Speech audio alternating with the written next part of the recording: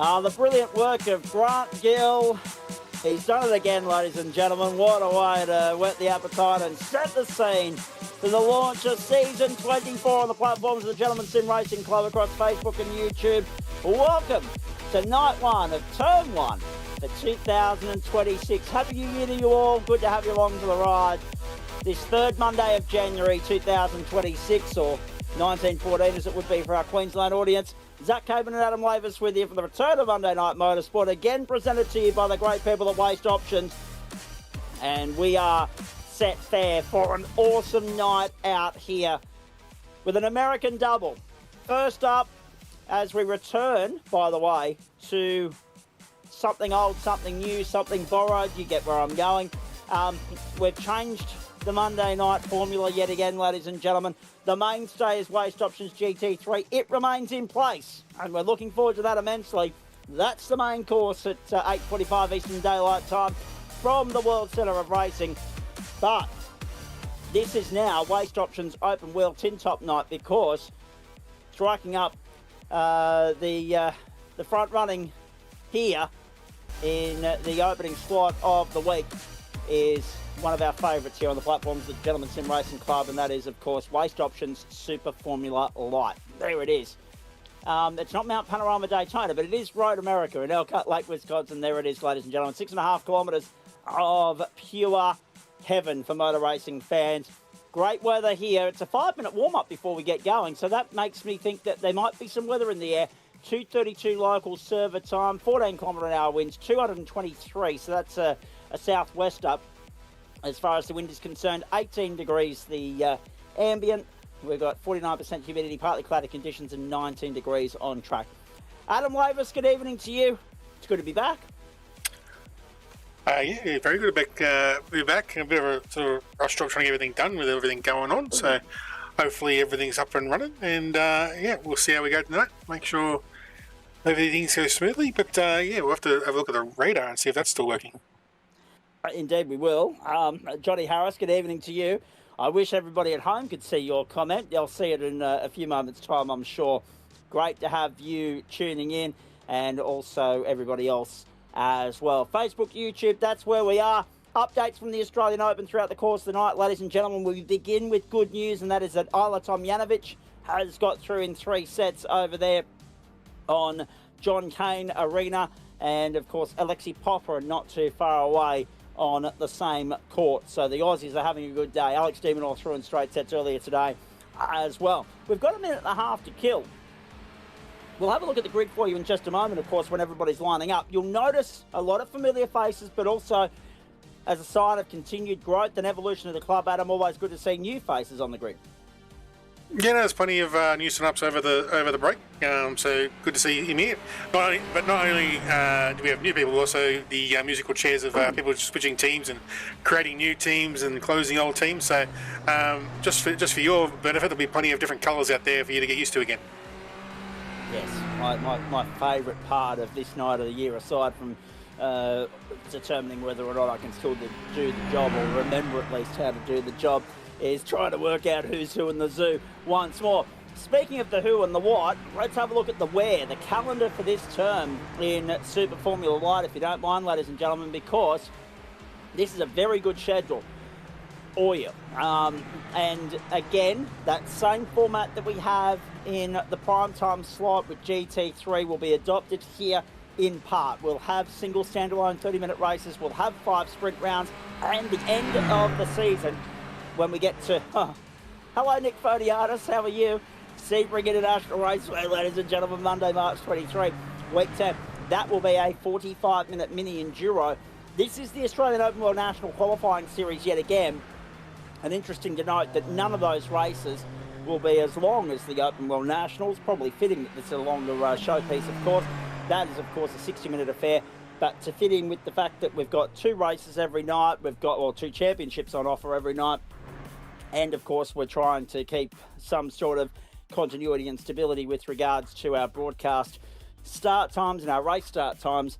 We're squeezing these in for 30 minutes And then the sprint rounds will be 10 and 15-minute sprint races. That 45-minute enduro, as a result of being a little bit longer, will actually start 15 minutes earlier at 7:30 Eastern Daylight Time. So make a note of that. Road America, Canadian Tire Motorsport Park, Okayama International, Donington Park, Laguna Seca, the new venue, the Miami International Autodrome, of course. Then we go to traditional favourites, Algarve, Circuit of Barcelona, Catalunya, the Shell V-Power Motorsport Park, West configuration at the venue in South Australia before we end in Sebring, so in Florida. So top and tail America, and a lot of globe trotting, frequent flyer miles being racked up in between time. There's the grid for you, ladies and gentlemen. It looks like this. What a showpiece this is going to be. What a showdown off the front row. Tom Donoghue and Marcus Watson, Scott Hazler and Mark Hempel the second row, David Baz and Guy Leach the third row, fourth row Sam Chapman and Chris Henn, fifth row Aaron Cooper and Ryan Jones. Sixth row, 3 o'clock in the afternoon, by the way, partly cloudy conditions now, but still dry. Dan Yeaman, Siobhan McKernan, the sixth row, Gary Cousins, Dylan Rollo, the seventh. Hang on, oh no. We've got a roll-up lap, don't we? A full formation. Oh no. And Josh was reminded to go fix this. Obviously, he hasn't got around to it. Oh no. I was wondering, I was like, hang on, the revs aren't rising, the cars aren't roaring, but they're leaving the grid. So this is going to be a very long formation lap, ladies and gentlemen. A bit of padding to do here. I might get the tennis results up. We'll go around the grounds very early. Where do we get up to? 7th row, Gary Cousins, Dylan Rollo. 8th row, Liam Banks, Luke Brooker. 9th row, Brian Bullock, JD Dan. 10th row, John Baldwin, alongside Pete Matson. It's a field of 28 tonight, only 26 on the grid. The 11th row is Dale Sharp and Jackson Fischler. Sharpie particularly looking forward to the return of racing tonight. Brendan Grosh and Eduardo Zamora, and then Hilton Booth and Edward Rollo make up the field. How have you been, ladies and gentlemen? It's hard to believe it's been 6 weeks since we wrapped up our competition for 2025 or 1913, depending upon where you're tuning in. And of course, it's even harder to believe that it's only been 5 weeks since the Australian Open World Nationals, and a lot of these guys still recovering from what was an action-packed race full of carnage and incidents on the streets of Adelaide. So it'll be nice, as we see, Tom Donoghue getting a little bit too close for comfort with the safety car there on the formation lap. So it will be a rolling start, which I guess, you know, is standard procedure for a North American motorsport anyway. So they'll feel right at home, and we're going to feel right at home here as well. Bringing you all the action on the platforms of the GSRC for 2026. Rolling start, 30 minutes the journey. That'll be about 15 laps around here. I think there'll be a splash and dash for fuel. We better make sure of that because it depends. No fuel changes, okay. And no compulsory pit stop there. Only in the final race, I believe, Josh has decided to go for. Okay, cool. Because I was going to say our sub-reg sheet that we normally rely on for information hasn't been updated yet. Yeah, so that's all good. We'll get to that in due course. Just one of the many bits of housekeeping we've got to do throughout the next few days. Great to have you along for the ride, ladies and gentlemen. We will, throughout the course of the night, keep you updated with the tennis, keep you updated with what's going on here on screen. It is GT3 Pro featuring in broadcast tonight, but we have broken it down on the GSRC Facebook page what splits will feature in what rounds and what broadcasts, so do go and have a look at that. We're on the way up towards, of course, Canada Corner here on this formation lap, and these guys are getting themselves into position now, and we are ready to rock and roll. The first race of a brand new calendar year of competition on the platforms of the Gentlemen's Sim Racing Club. Hope you've enjoyed the last 5-6 weeks off. Hope you've enjoyed the opportunity to kick back, relax, put the feet up, recharge the batteries. I know I certainly did, but it's come and gone very quickly, that break. Many of our troops back in action throughout the course of the weekend, just gone with the Rolex 24 iRacing officials at Daytona, the real world equivalent this weekend, of course. As we're kicking back and enjoying the Australian Open and Australia Day and a few other things, you'll be able to watch plenty of motor racing from the World Centre of Racing, and we continue that flavour tonight with GT3 from the same venue. But right now, here From Elkhart Lake, Wisconsin, it's Tom Donahue and Marcus Watson bringing the field to green. Waste Option Super Formula Light in a brand new year on the platforms of the Gentleman Sim Racing Club is underway. Let's go to work in Wisconsin. Single file as they greet the starter. Donahue leads away. Watson, Hasler, Baz, Heppel, the top 5, and Chapman slots into 6th early. He's made a move already on Guy Leach. Side by side to turn 1. Can they all scramble through there at speed cleanly, without incident? No. John Baldwin and Dale Sharp are off the road. They stretch and flex their muscle down the back straight for the first time. To turn 4. Look at the weaving, the darting, the jockeying for positions now as Watson goes down the outside, or the inside I should say, of Hasler. Oh, Donahue gone! Big take slapper, and he's going to grind to a halt. In fact, he came back onto the track and one clipped him on the way through. Donahue to the back of the field. Chris Hen with him. Donahue on the tow rope, first casualty of the night. Cooper's also got damage, you know, meatball. Wowee. Oh, it didn't take long to intensify, did it? I mean, we padded through the warm-up lap okay. Oh, Hasler! Oh, Chapman as well. Big incident, massive. Aaron Cooper. Sam Chapman has been cleaned up. Aaron Cooper's come back onto the road. Dale Sharp off the road again. Chris Hen on the tow rope. Action aplenty on the opening lap. Super Formula Light not disappointing here. Heppel to the inside. Gets by Hasler.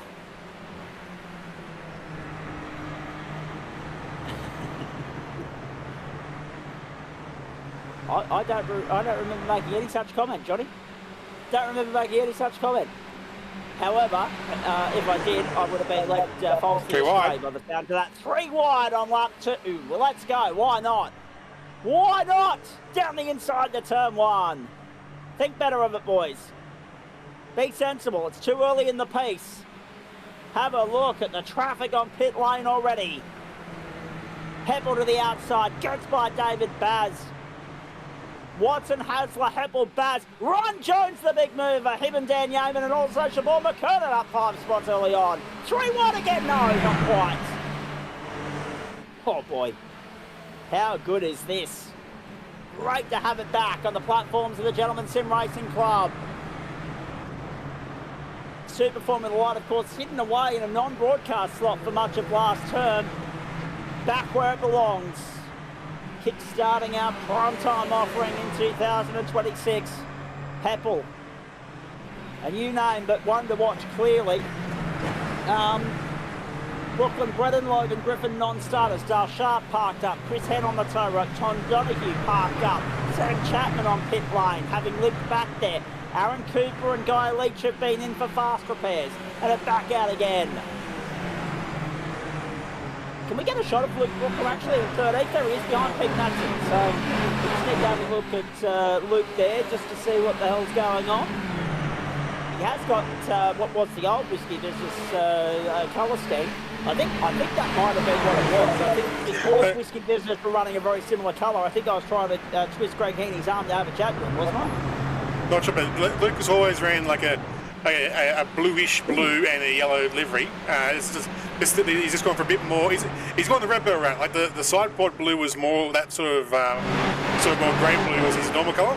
He's gone a bit of a brighter blue to brighten it up a little bit. So he's got just got 2 shades of blue now and a bit of yellow. So just to brighten the car up, and it looks all right. Don't know whether this is a moment or not for the year ahead, but I've just been followed by Danielle Whittle and Associates, which is a wills and estates lawyers.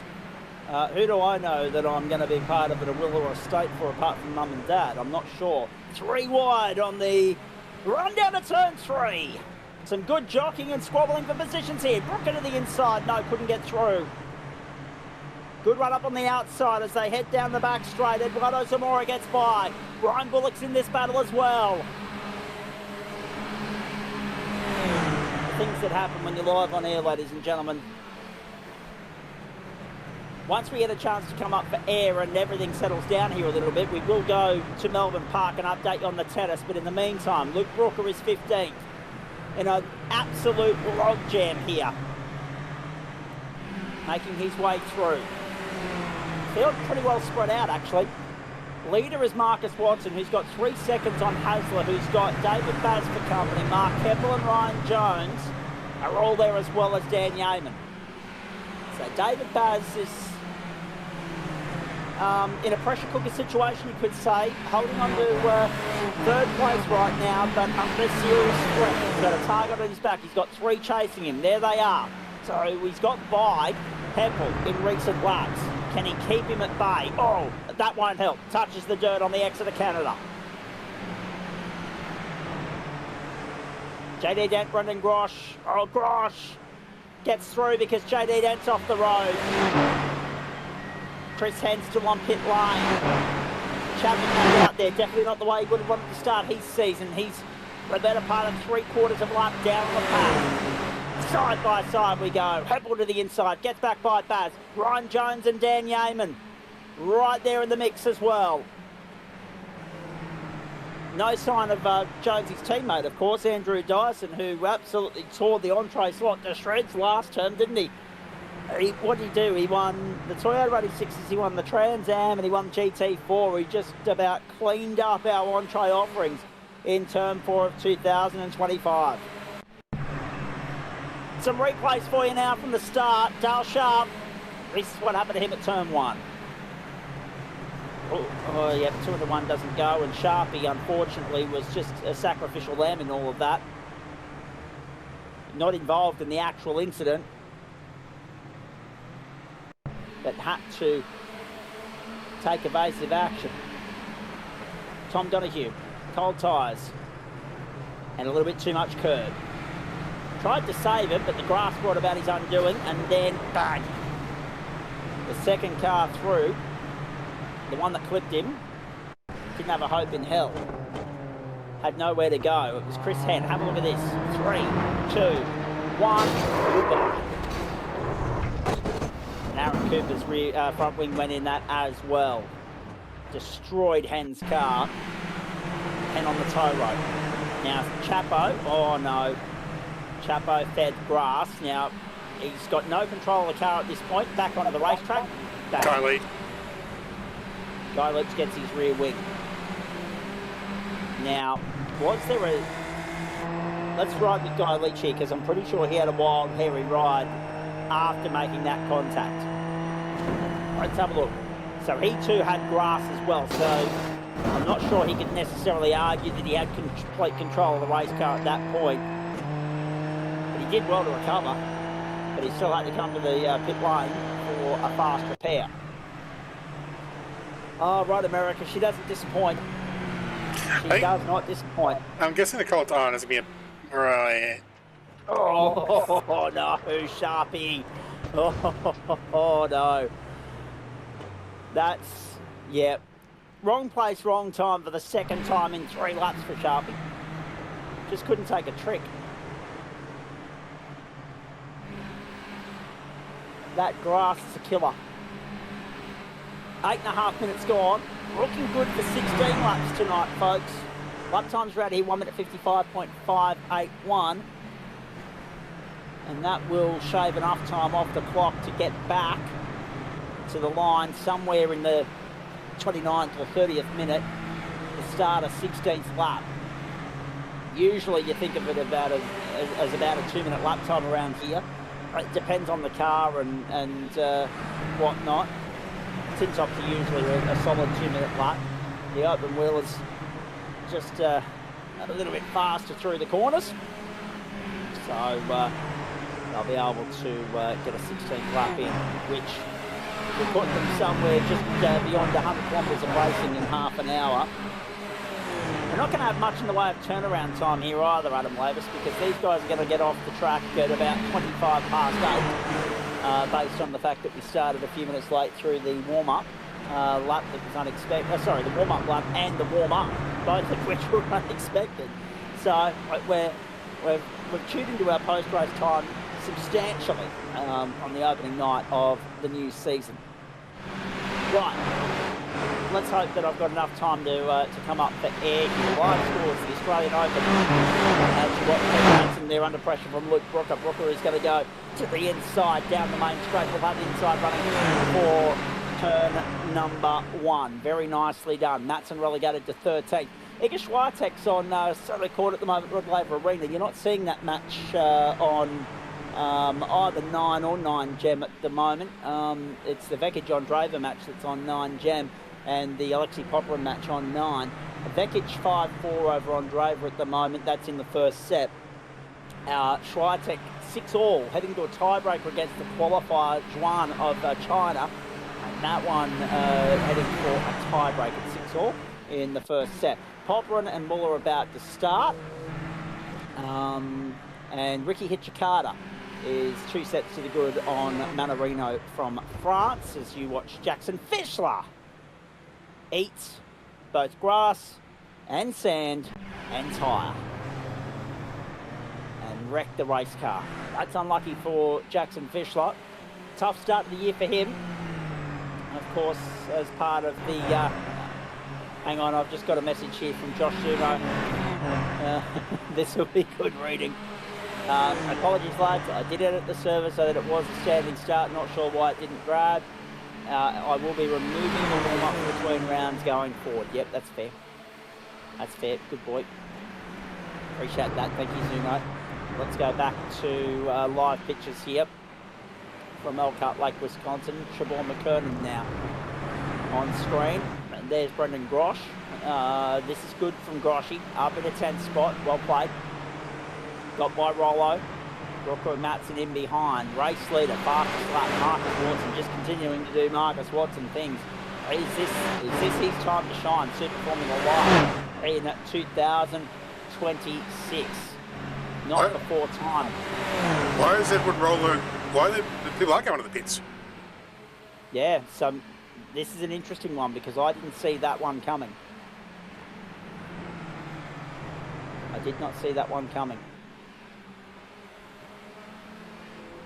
So if there are compulsory splash and dashes, that's news to all of us. Unless it's incident points. But then again, I haven't seen Edward in too many of our replays that we've had popping up. They're in the box. Yeah. Had to clear the cobwebs off the old server creation. Oh dear. That's the thing, Josh, right? And I was about to say this for the benefit of everybody at home, right? Every time we reconvene here after a break, Adam Lavis, it's funny, right? We talk about blowing out the cobwebs and everyone being a little bit rusty and dusty, right? Particularly drivers, even if it's only a 2-week break. It's always evident. But this time round, it's everybody that's a little bit under the weather and a little bit underdone. Broadcasters, commentators, etc., admins, organisers, whatever, because it's been 6 weeks. Mechanical flag for Jackson Fischler, that is not surprising. You saw his race car total there a few moments ago. Watson's lead is 4.17 seconds, 155.551, the fastest lap of the race. And just having a look through here, Chris had a retirement, Tom Donahue and Dale Sharp retirements, just the 3 retirements so far. Fischler showing a lap down. Chapman showing a minute 38 down, JD Dent a minute 19 down, John Baldwin a minute down. But to the field's credit, the top 14 are within 23 seconds of the race leader. As Marcus Watson again punches out the fast lap of the race, 1 minute 55.363. Oh boy, what a way to start the new term and the new year. I hope you all enjoyed your break as much as we did. Let us know in the comments how you killed your time, what you did to occupy the space normally occupied by viewing what we do here on the platforms of Gentlemen Sim Racing Club. How much you enjoyed watching the Aussies smash the Poms and the Ashes, and so much more. And what you're looking forward to this year, folks, because there's a lot to be excited about in iRacing circles. We left you, of course, with the arrival through the Australian Open World Nationals, the Adelaide Parkland Street Circuit. We come back and we've got the Miami International Autodrome featuring on the calendar a couple of times this term. A lot of change with regards to the schedule, of course. Still no room for Formula V, I think I read correctly. That we've got GT4 back. We've got a little bit of change on Wednesday nights as well, and a little bit of change on Friday nights. But GT4 and Porsche, with that 8 bloke go fixed Thursday night, remains the same, and the supercars headline the main course slot on a Wednesday night as well this term. And of course it will take us all the way through to the end of March. And then when we return for the start of April, I'll be coming to you from Cessnock, straight off the back of a 7-hour trip to Bega, or 7-hour each way trip to Bega, I should say, for Dunlop Kart Stars action. And I'm very much looking forward to Turn 2 and also to Turn 1, because instead of competing with 16 different time zones in this country, we'll only be competing with the predominantly main 3 of Western, Central and Eastern Standard Time. It'll be nice to be back in sync with the rest of the Eastern Seaboard by that point. Here's Gary Cousins under pressure from Brendan Grosh. Liam Banks is in 8th, trying to track down Siobhan McKernan. Still Mark Hamill's got David Baz, Ryan Jones and Daniel Yeaman breathing down his neck. Down the inside, good move. Gary Cousins displays Brendan Grosh up 14 spots to 9th.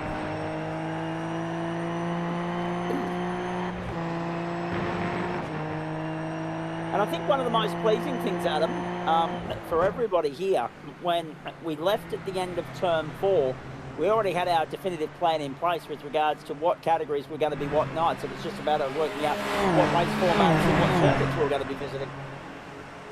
Yeah, indeed. It was pretty much penciled in pretty early, which is a bit out of the ordinary for us. We managed to, with the new season coming pretty close to the end of our season, and iRacing advertising what the content was going to be, it made it a bit easier to make some plans. So we were able to lock the seasons in. But yeah, at least let the committee and the guys in charge and the series runners enjoy their break, and just basically try and fill it in before we get to the start of the season and get it underway. And here we are, ready to go, ready for another 10 weeks of GSRC action. Yep. And it'll come and go very, very quickly. This is our 7th year, ladies and gentlemen, our 24th season. And of course, they all come and go relatively quickly, but this is the start of 46 weeks of madness. That'll take us through to the 4th of December. That'll be the last broadcast night of regular term season competition for 2026. And it will be here before you know it. Might seem like a long while away, but every year just seems to be flying by quicker and quicker the more we cram in. Now, here's David Baz. This is for 4th. Down the inside of Ryan Jones. Jonesy not willing to give it up just yet, but he will yield when they get to Turn 1. He'll tuck in behind and hope to get the slipstream down the back straight. Baz and Jones arguing over 4th. Knowing that if they can work together, Mark Heppel's on the 2.5 down the road. Heppel looking good for a podium. On arrival to the platforms of the Gentleman Sim Racing Club. Down the back straight. Down the inside. Jones on Baz. Return serve. Yep. And nicely done. In behind them, Dan Yeaman for Robert Dropbear, of course. There are 3 different teams in this fight right now. Good to see, you may have noticed as well when we showed the replay of Jackson Fischler that Craig Bond Racing, what used to be, what they run under previously, Apex Hunters, I think they might have been told that they couldn't use that anymore by, among other people, S. Pye. Good to have him keeping an eye on things on the platform of the Gentleman Sim Racing Club. No, Craig Bond Racing is, of course, the banner in which he and Jackson are going to run under this year. Caught up with Bondy last week, and he was a bit filthy actually. He filthied up at him. He's not happy about the fact that he's got to work tonight, so he'll be missing the opening GT3 round. And I said, look at the bright side. 1, after the 24, everyone's going to be sick of Daytona. That's number 1. Number 2, at least when we're talking about him, he gets got 2 worst rounds throughout the course of the term. And at least it's not a double points round or a bonus round or an enduro round where it would normally cost you a heck of a lot more. So that's a good result for him. This is a cracking battle. Siobhan McKernan to pit lane now as well. and that's creeping in a little bit more. So expect a flurry of pit stops in a moment, Adam. I get the feeling. Pete Matson's just gone in. Siobhan McCurden's gone in. Liam Banks went in at the end of lap 9. But you mentioned Zamora, and John Baldwin went in as well. So a lot of pit stops unfolding here, and more still to come. David Baz back down the inside. Ryan Jones to the outside. Baz to the inside. Thank you very much. Oh, well played.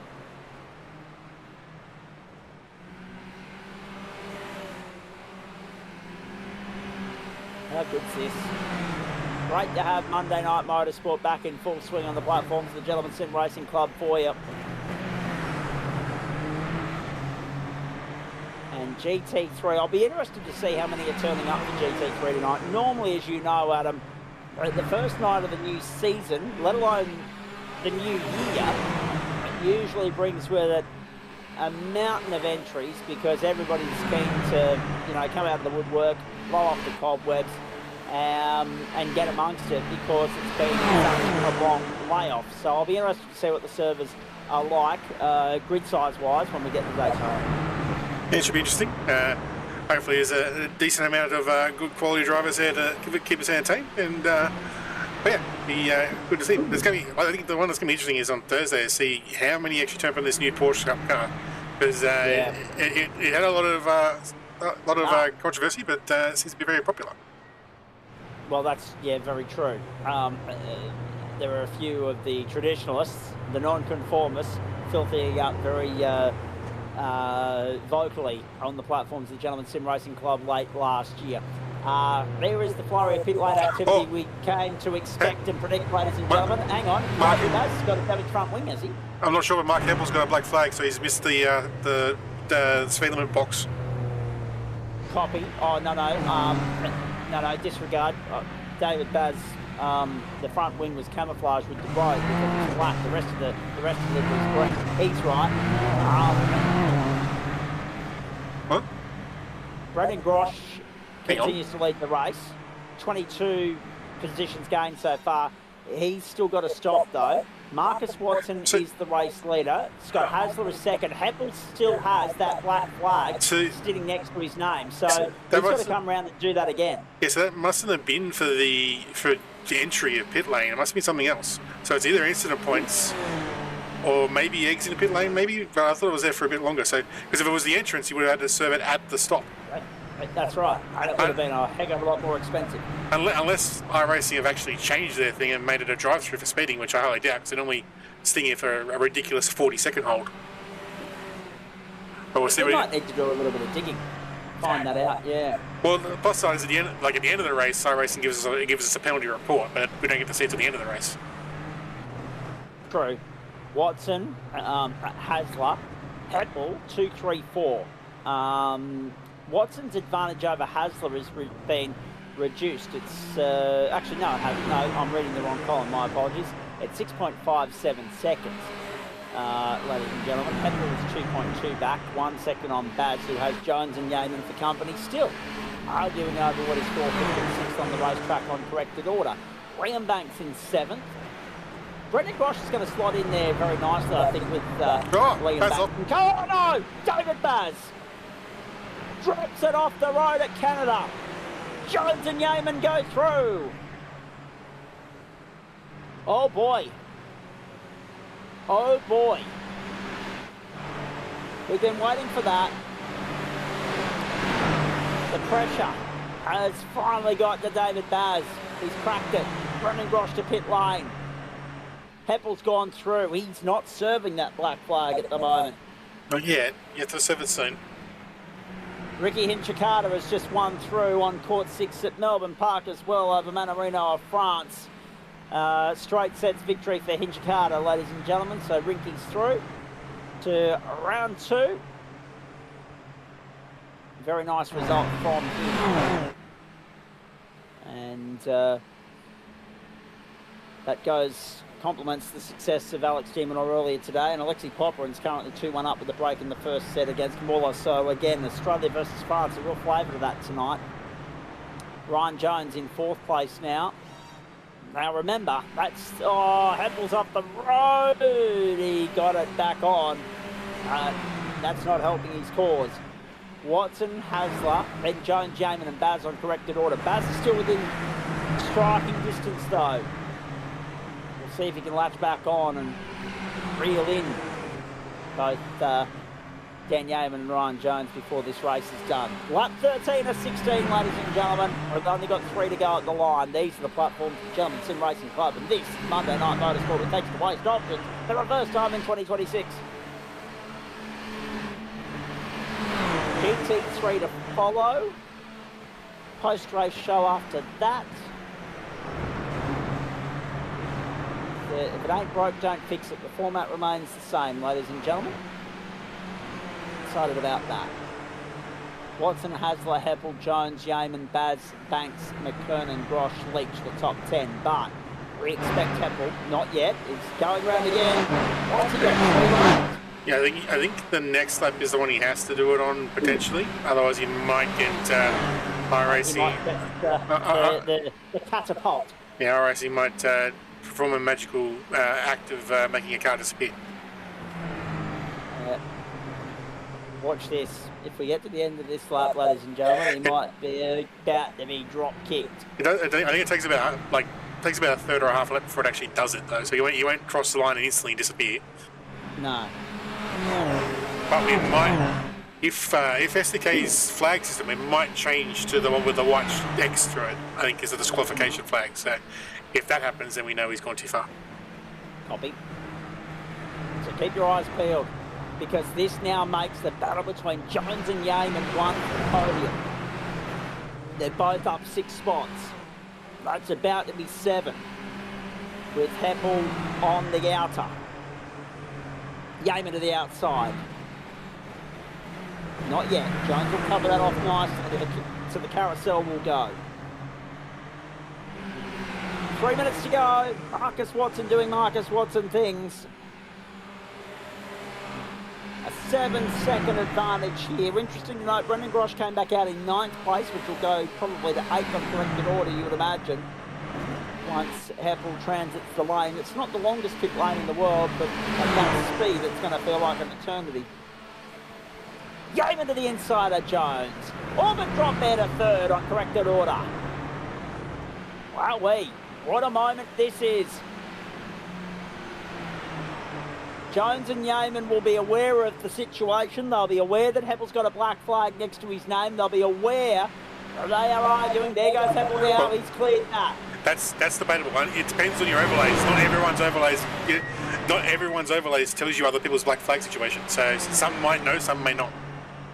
If they've got someone in their ear that's also keeping an eye on the timing trend and the broadcast, they will be aware. Jones returns through the turn 1. Goes down the inside, goes back to 3rd. Well, yeah, considering both DPR and Orbit normally have some spotters going on, so chances are they probably did know, but there might have been some other people who didn't. So that's a long pit lane transit for Heppel. That's got to hurt. Back out he comes in 13th position. Wowee. Yeah, so it was a drive-through of some sort, so you have to wait and see what that was for. Yaman to the outside! No, not yet, but he's still there. Still looming large. An ominous threat for Ryan Jones in the final 2 laps. And this could go either way. Oh, how good's Super Formula Light. First up on a Monday night. Have a look at this, ladies and gentlemen. This is John Baldwin. Just a little bit too greedy with the curb at 1, and it sends him backwards into the gravel. But to his credit, kept it off the wall. Did well. Oh, and then made a little bit of boo-boo. Yeah. Unfortunately, the over-exuberant on the recovery. Unwanted salt being sprinkled onto the wound. Watson, Hasler, Jones, Yaman, Baz, Banks, Grosh. Grosh up 16 spots, biggest mover of the race. Onto the main straight we go. White flag in the air for Marcus Watson. One more time around in Elgar Wisconsin. Oh, here we go. So there is enough time to get. So there is enough time to get a drag to the line if you get it right. To let Yaman's prove that now. So it's on. Well and truly. To turn 1. Jones holds on around the outside. This is fascinating stuff. Unfortunately, I'm not sure. I've got to... The feed that's coming through is a little bit glitchy, folks. It's freezing on me every now and then. So if I'm a little bit hesitant to call something, that will be why. It'll be something we try and sort out during the intermission. To the inside. It was Jones defending on the way through. Yeaman back to the outside now. To the left. They'll flick it back to the right at turn 7. Bring the run down to 8. Then it will be the carousel. Jones is running out of time. Yeaman around the outside. That'll put him on the inside for the carousel. That's a magnificent bit of driving from Daniel Yeaman. Straight through the inside of Brian Jones to go to third with half a lap to go. Now, the shoe's on the other foot. Defense is key. Yeaman to the inside. Jones tucks in and follows. It's a drag race down to Canada. Here we go. Orbit drop there versus DPR. Who's going to win this battle for third? The final spot of the podium. Yeaman with the lock up in Canada. That'll do it for Jones. And Basway's back into the mix here as well. Jones is in the box seat now to hold on to third. Just when it looked like it was going to be snatched out of his grasp. Marcus Watson dominates at Road America in a scintillating, clinical and commanding performance to take victory in the first run of the term. Hasler in for second. Jones holds off Yeaman by 2/10 of a second, and Bad comes over the wet sail to make up the top 5. It's good to be back. What about that? 7.86 seconds from Marcus Watson. That's the margin of victory. And that is a commanding, statement-making performance from him to the rest of the competition. As far as the rest of this term in this particular series is concerned. Hasler, Jones, Yeaman, Baz, then Banks, Squash, McKernan, Leach, Brooker, Cousins, Cooper and Heppel. What might have been a top 3 finish ends up being 13th. Rollo, Zamora, Matson, Rollo. So we've got Dylan and Edward Rollo on the grid now. Dylan in for 14th, Edward 17th, Hilton Booth in for 18th, then John Baldwin, Sam Chapman, Brian Bullock and JD Dent. Brian Bullock, I don't think, made the checkered flag, Adam. He might have. Did he run out of fuel? He was off the track. He was off the track at Canada and in the last corner, so he's either got damage or fuel issues, one of the two. So JD Dent is actually going to come through and finish in position number 21 because he's going to go past Brian Bullock in a moment. He hasn't yet seen the checkered flag. He's going to come through and take 21st away from Brian Bullock. You'll watch that happen on your screens in about 3, 2, 1 seconds, ladies and gentlemen. There it is. Through goes JD Dent. That'll be 21st. And Brian Bullock goes to 22nd. Non-finishes. Remember, 75% is 12 laps in a 16-lap affair. Jackson Fischler, Chris Hand, Tom Donahue and Dale Sharp. What might have been for Tommy, considering he had pole position. And really, that unfortunately, I think, even though we had a scintillating race and some terrific scraps and battles right throughout the field, we had a cracking show first up for the new year, Adam. Unfortunately, we were set for a real scrap, a real showdown between Donahue and Watson tonight.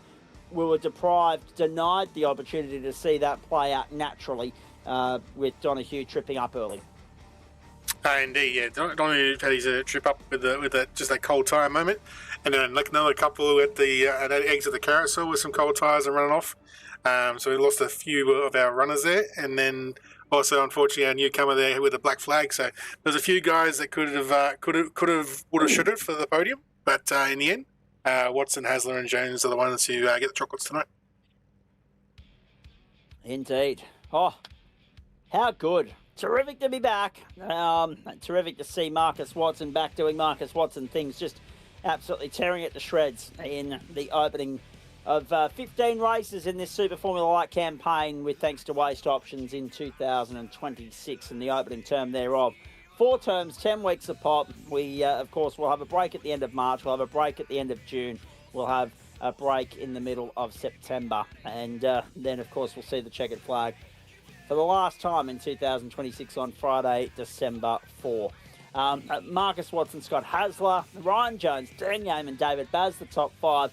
Baz, had it not been for that little mistake a couple of laps from home, he may well have given both Yeaman and Jones a run for their money with regards to that third spot on the podium. But in the end, Jones did really well to survive the onslaught because it's no secret that Dan Yeaman threw everything in the kitchen sink at him. He did well to withstand the pressure. It was very good to watch. All right. That's just about going to do us for the opening instalment of Super Formula Light for the new season, ladies and gentlemen. We've got GT3 coming up a little bit later on. In fact, we're only about 15 minutes away from the start of Waste Options GT3 for the new season. And, of course, before we go green, we'll show you the schedule for the term ahead. We'll break down what broadcasts, what races are going to feature on broadcast each week and a whole lot more.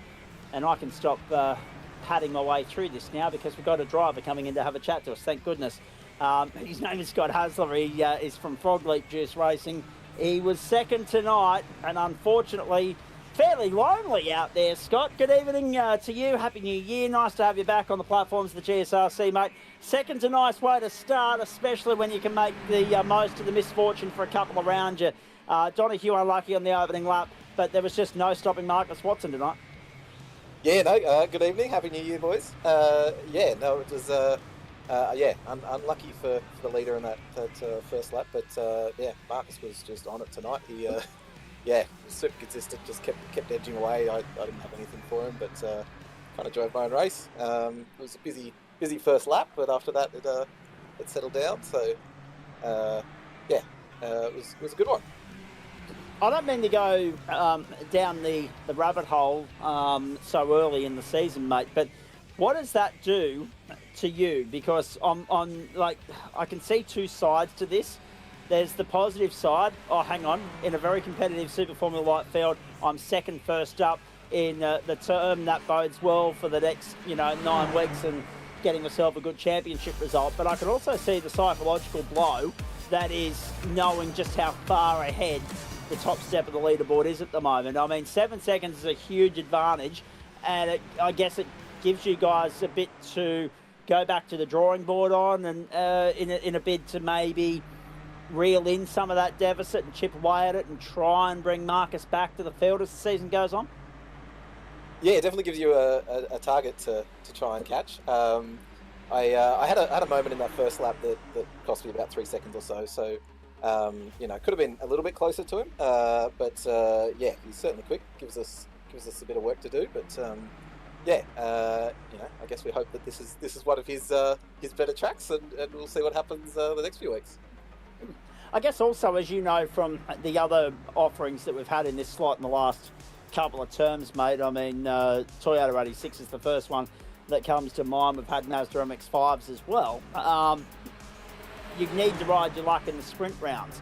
And if we have a look at that schedule on screen that Adam Lavis can bring up for us to remind everybody at home where we're going and what we're doing, we've got sprint rounds coming up next week, Canadian Tire Motorsport Park. We've got a sprint round at Donington Park, a sprint round at WeatherTech Raceway Laguna Seca, also Circuit de Barcelona, Catalunya, also at Shell V Power Motorsport Park in South Australia. Those sprint rounds, we've seen so many hotshot contenders trip up in the feature of those in the past, mate. You've got to ride your luck with those, and that'll be a big part of the narrative as far as how this championship plays out. Yeah, for sure. They can always be a bit hectic, but they're good fun too. I like getting my elbows out a little in these cars. You would have seen a little bit of the first lap there. Marcus went toe to toe. Yes. Pretty hard. So it creates those opportunities for some good hard racing, which is always great. And as you said, potentially some opportunities if people slip up. So yeah, we'll see what happens. Talk me through the last 6 weeks. What's it looked like from your standpoint, mate? I mean, it's hard to believe that it's been 6 weeks since we were in action last. That break seems to have flown by at warp speed, but at the same time, it's like putting on an old comfy pair of jeans, isn't it? As soon as you jump back in, it doesn't take too long to pick up where you left off and, you know, dot the I's and cross the T's and get back up to speed. We talk about everyone being a little bit dusty or rusty on the opening night of the term, but I don't think too many of you guys have stepped away from the rigs for the entire 6 weeks. No, I actually got back into this car quite a bit over the break, so it's a car I've enjoyed in the past, and yeah, seeing it come up on the schedule for you guys was a bit of incentive to give it another go. So yeah, been running a good bit of the SF over the last few weeks, and yeah, I think I've got the sort of the knack back a bit, and yeah, feeling good. Indeed. Now, Frog Leap Juiced, how are we looking there for this season? Any recruitment done in the off season or not? I don't know that we've got too many new fresh faces for you, but there'll be plenty of entries across the series. I think there's a good few boys doing the GT3 tonight as well, and yes, so I'd say yeah, probably some familiar faces for you. What about Daytona? I mean, obviously we'll see what our field looks like when we get there in just a few moments. But did you field anyone in the 24 over the weekend? Yeah, we did. I was actually a late withdrawal. I had a burst pipe in my sim room, so I've only just got back in the rig today after a bit of mopping up. But yeah, the team I was meant to be running in the P2 team got a third, which was awesome. I'll give a shout out to Brandon too. He did 8 hours over the course of the race, which is a mega effort. So yes, he definitely put the hard yards in, and it came out with a great result for the team. And yeah, we had another 2 GT3 entries as well that gave it a good crack. So yeah, pretty solid result for the team, and sure they all had a great time. And also, when you think about his efforts there, I mean, 8 hours is a long time to be behind the wheel of any race car, and obviously going around the same piece of real estate as well. But then to quickly swap around, hop in the SFL, and drive through the field and grab most positions gained tonight, that wasn't bad either. No, not at all. I know he was absolutely fried last night. So yeah, to even just have the will to jump back in the sim for tonight is a good one, and yeah, he had a great race as well. A rough quali, he didn't get a time in, but I think he made up 13 spots or something today. Might have been more. So yes, he wasn't showing any signs of fatigue. But yeah.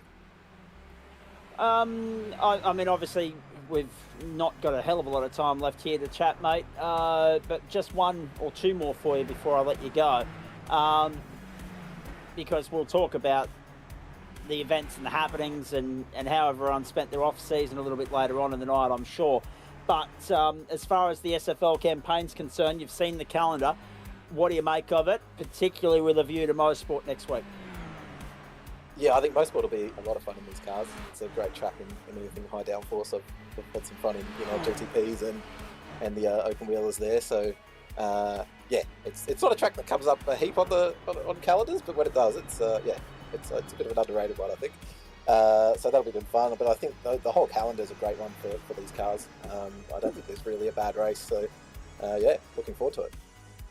Looking forward to it indeed. And I guess the other thing as well, mate, before we rock and roll, where else are you looking to jump in and have a drive as far as our offering is concerned throughout Term 1? Yeah, still not totally decided, but I think probably have a look at the GTE on Fridays. That's a car I used to run a lot when I first got into iRacing, so it'd be nice to have a bit of a crack after a few years, and potentially GT4 as well. We might have a look. So yeah, looking at those two, I think. The defending champion in this series was Cameron Dance. That's well worth noting, of course, in Super Formula. As far as Super Formula Light was concerned, actually, because that was the big step up to Super Formula rather than the light equivalent. But the last time we had a champion in Super Formula Light, it was Jackson Ray Harner. That was Term 2 last year. So it's been a while between drinks, but it's good to have them back on broadcast him back as part of the offering here on the platforms of the GSRC. Scott, well done, mate. Podium to start the season. A good launch pad for what's ahead, mate. Look forward to seeing you on the grid next week. Yeah, thanks, fellas. I'll catch you then. Let's quickly go around the grounds. Great to catch up with Scott. I was a bit worried that no driver was going to come in and have a chat with us there for a moment, ladies and gentlemen. So I'm glad that Scott's saved us from a very quiet start to the post-race shows for this term. 7th year, yes, 7th year Pete Matson. Hard to believe, isn't it?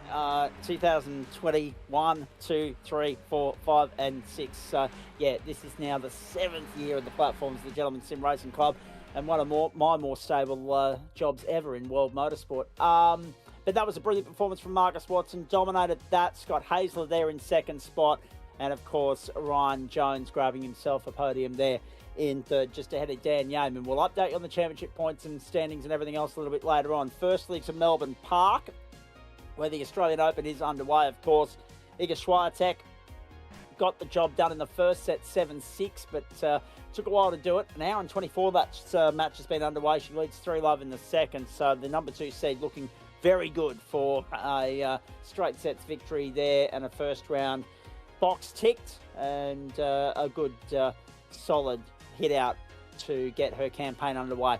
Vekic and also Andreeva, the women's singles match on Margaret Court Arena, now into a third set. Vekic won the third 6-4 and lost the second 3-6. Alexei Popyrin raced through the first set in less than half an hour, 6-2 over Muller of France. And their love all and 40 all, so deuce in the first game of the second set. And I won't bother too much more about that at this point. You can go and check that out across 9 Gem and Stan Sport. Reminding you of that schedule, it is a pretty good calendar for Super Formula, ladies and gentlemen. Super Formula Light. Going to be a terrific season, of course. Canadian Tire Motorsport Park. Also, Okayama, Donington Park, Laguna Seca, the Miami International Autodrome, the Algarve International Circuit in Portugal, plus the Circuit de Barcelona, Catalunya, the Bend, and Sebring to finish the campaign. Quick break and back. These are the platforms of the Gentleman Sim Racing Club. This is Waste Options Monday Night Motorsport. Main course coming up in a couple of seconds. We'll be taking to the World Centre of Racing, Daytona, Florida. And, of course, the road course there that this weekend will host the Real World 24. Last weekend hosted the Sim World equivalent, and in a few moments' time hosts round 1 of Waste Options GT3 for season 24, year number 7, term number 1, 2026, night 1, week 1. We're just getting started. The platforms of the Gentleman Sim Racing Club, and as I said earlier, gee, it's good to be back.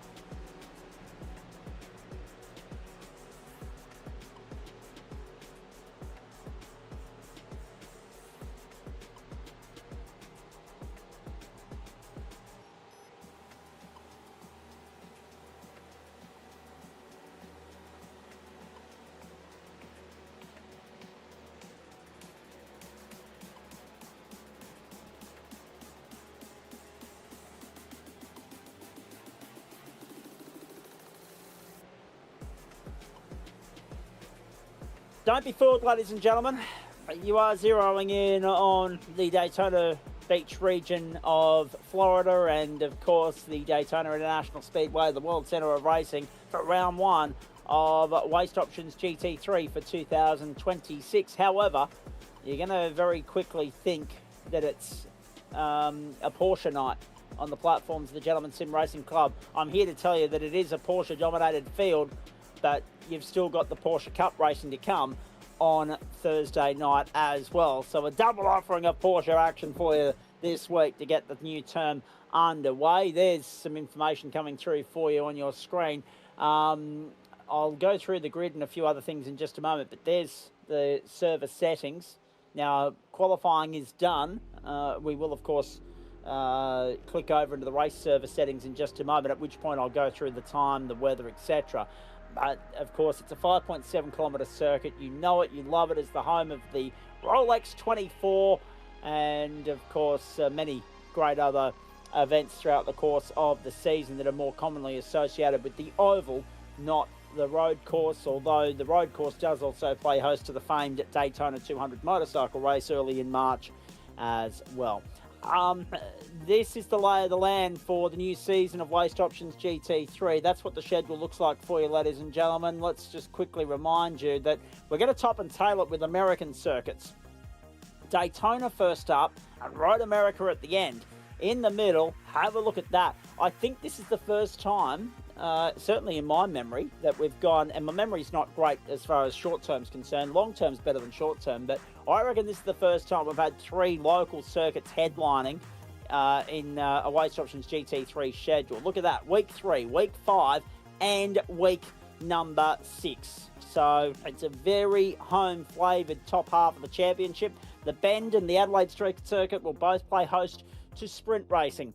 We go to Monza combined, if you don't mind, ladies and gentlemen. Yes, the big mecca of Monza. So that's going to be an awesome 60 minutes around the Temple of Speed on February 9. I'm excited about that one already. Plus stops in Portugal, 2 in Germany, a second one in Italy before we come back to Road America as well. That's a very interesting schedule. It'll be great to see how this championship plays out. A lot of change in the off-season as far as this grid is concerned too, ladies and gentlemen. Not so much with regards to the personnel of the teams, but certainly where the manufacturer interest lies. These guys have had a bit of time to get themselves acquainted with whatever changes iRacing have thrown at them throughout the course of the year. And have a look at this. It's a Porsche 1, 2, 3, 4, 5, 6. And there are only, I'm just going to try and get the numbers right here for you, 1, 2, 3, 4, 5, 6, 7, 8, 9, 10 entries that are not Porsches on this grid. It's a field of 29. That's 19 Porsches. You got a couple of Astons in there, 3 Mustangs, a Lambo. You've got a BMW and a Merc, and a Corvette in Andrew Dyson in there as well. No love for, among others, the Audi or the McLaren or the Acura. Sorry, no, one Acura in there in Glen Arnott. My apologies. My concern here is have people chosen the Porsche given that it was the OP car for the 24 over the weekend, and then now they're stuck with it for the whole season, and that also the 24 had its own specific BOP too, which is now no longer in play. Yeah. So is the Porsche still going to be the OP car tonight, let alone for the season? So no Audis, no Ferraris, and no McLarens on this grid. But still 8 manufacturers represented, despite 19 of them being the one from Germany. Righto, Reese Wakefield and the defending champion Lewis Greathead on the front row. Josh Horton, Andrew Scordilis the second, Matt Bailey, Eli Donaldson the third. Then Andrew Dyson and Wayne Hewitt from row 4. Again, the names haven't changed, but what they're driving has. Stuart Ellis on row 5 alongside the Super Formula Light Race winner, and a very dominant one at that in Marcus Watson. Ryan Jones, Luke King from 6, Brad Coates and Jeff Adams from 7, Aidan Luthwaite, Nick Wood from 8, Alan Holgerson and Alan Dawson from 9, Rob Hill and Alex Barrow on from 10, then Richard Mitchum, Josh Fitt, Jermaine Takaloo is back on the platforms of the Gentleman Sim Racing Club, Jordan Pianazzola, Matt Schmidtke and Stefan Lawrence will make up this field, with Glenn Arnott, James Glasspool and Samuel Sproul all appearing to be non-starters here at the World Centre of Racing. 3 o'clock in the afternoon local server time. We'll go through till 4 o'clock right at the turbine time. That clock only moving in real world pace. Can we bring that weather graphic back just for a moment there, please, Adam Lavis? The winds are southeasterly at 130 degrees, 21, at 19 kilometres an hour, 21 degrees the ambient, 24 on track, clear conditions, 51% humidity, and we are ready to fire. The world's centre of racing. It's the centre of our world tonight on the platforms of the Gentleman Sim Racing Club. The first of 10 stops on the way to determining who will be the champion in Waste Options GT3 in Term 1 of 2026. It's a Porsche showdown at the front. The top 3 rows are Porsches. 19 of the 26 starters are Porsches. Let's go to work at the World Centre of Racing. It's Reese Wakefield to bring us to green, and the new term of Monday night primetime motorsport is underway. And look at Josh Horner. Big start from Andrew Scordilis. Great head down on the inside, going toe to toe. Look at this. Oh, trouble at the back, trouble at the back, trouble. Oh, wow, the field did well to avoid Matt Bailey. No Sproul, no Arnott, no Glasspool, so we're one less Aston. We now don't have an Acura on the grid, and we're one less Porsche as well. Speaking of which, there goes Stuart Ellis. Brad Coates has also gone around. Slippery tyres, cold tyres, no temperature, opening lap, you know the rest. Porsche doing Porsche things. Oh, and more off track. Josh Horton had 2 wheels in the dirt there. The opening minute of play has been chaotic. 1 down, 59 to go, and 3 compulsory pit stops along the way. Waste Option GT3 is back in town. Richard Mitchum has had a good qualifying. He's well winning the mid back here. It's Richard Mitchum, mate. That's very true, Adam, but at least look at him on the opening lap here. He's absolutely bolted out of the blocks, up 7 spots already, and now trying to get by Alan Dawson. Not yet. Dawson holds through to the bus stop. So 26 starters across the service. We did the maths there a few moments ago. Looks like 103 members were in a GT3 server at some point throughout the course of the evening. So that's a great start to the new term of the Monday night staple. Across the line we go, 1 lap done. Reese Wakefield, the opening lap, pace setter. But look at the traffic behind him already. Now, can we just get a look at Andrew Scordilis in 3rd? Actually now 4th. Oh, that was brilliant from Eli Donaldson getting through on the inside. Am I sensing a team change there for Andrew Scordilis? Or a livery change? Or one or the other? I think it's just I haven't updated his CP. Copy. Down the inside, he's trying to get back on the inside, couldn't do it on Eli Donaldson. Because that's what threw me at the start. I saw Froglin Juice next to him, and then I was like, hang on, that looks like an OPR livery to me. Deep yard represented through Andrew Diamond and the Corvette's a car that can and has and does perform well at the World Centre of Racing. But as Adam said, it's a fair point. Will these cars stack up at the other 9 venues throughout the course of the season? But I guess at this point, you make your bed, you've got to be prepared to lie in it. And if everybody's in the same boat, then it's going to be very much a battle or a case of whoever can make the most or get the best performance and handling and whatever else out of their respective cars at each of those venues where they might not necessarily be in the best machine for that venue. That's the great thing about GT3. It does occasionally ebb and flow. The 10 tracks on this schedule will not suit the same set of cars in any given week. Some tracks will favour the Porsche, some will favour... Oh, Dyson's gone. Andrew Dyson is gone. And it stacks on at turn 1.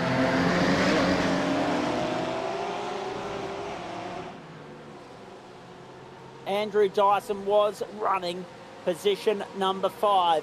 He now finds himself outside the top 10 in 16th.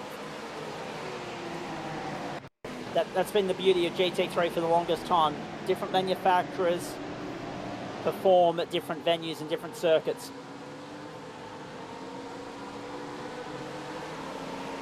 But you've got to find the one that's going to be the best overall performing machine. And sometimes it's a case of creature comfort as well, driver comfort throughout the course of the 10 weeks, and make the most of those weeks in which you might not be in the car of choice. That was Stefan Lawrence with a big one through the horseshoe.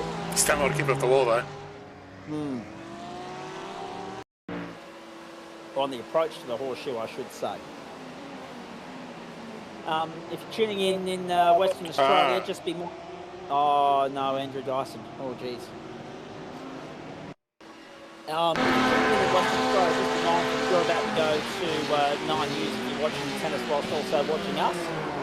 Marcus Watson into the side of Andrew Dyson. I bet that one's going to be looked at a little bit later on.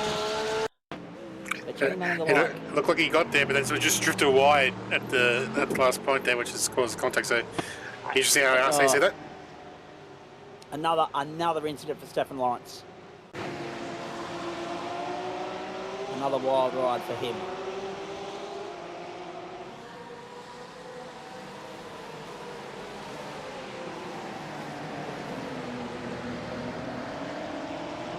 Now, just to give you an update, Alexi Popperin holds 6-2 lead at Melbourne Park, and it's 2-all in the second set on serve. Muller and Popperin, you can watch that one on 9. 9 go in WA. That's the thing, folks. For the next couple of weeks at least, in fact for the next month, you need your sports bar set up in full operation. Us on one screen, tennis on the other for the first couple of weeks. So we'll keep you abreast of it as best we can. Same applies on Thursday night when we'll have, actually no, Thursday night we don't have Big Bash. Big Bash is Tuesday, Wednesday and Friday this week. So, but anytime there's overlapping sport on, I guarantee you, we'll bring you up to date with it as we go around the grounds. We need a sponsor for Around the Grounds, I think.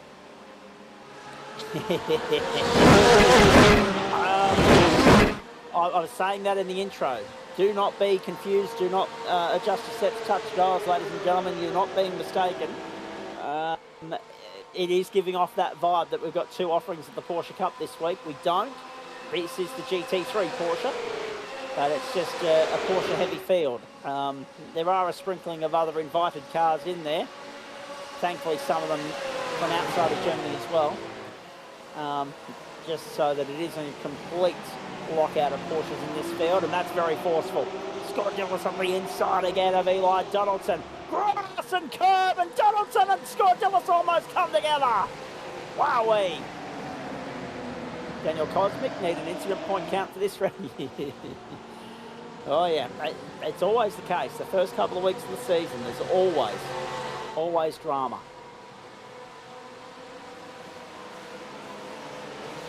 Wakefield, great head, Scordilis. Great head, content to just sit there for the moment, but he's pushing Wakefield along. It's been a very controlled performance so far from Reece Wakefield. Now great heads on the defensive as well. They can see Scordilis in his mirror.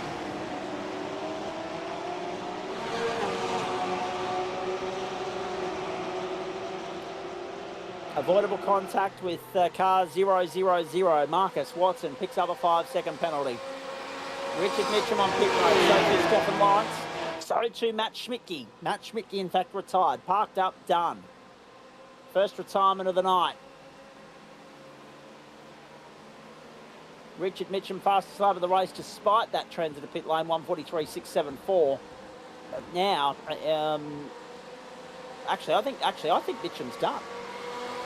Except the fastest lap. So Mitchum's done.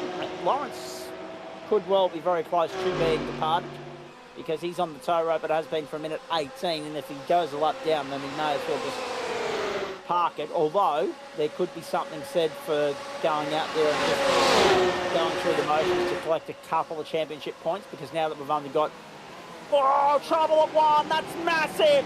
Scordilis all out of shape there. Gets down the inside of the. Sorry, that was that was Scordillas, yeah, getting down on the inside of Greathead, if you don't mind. My goodness, the two teammates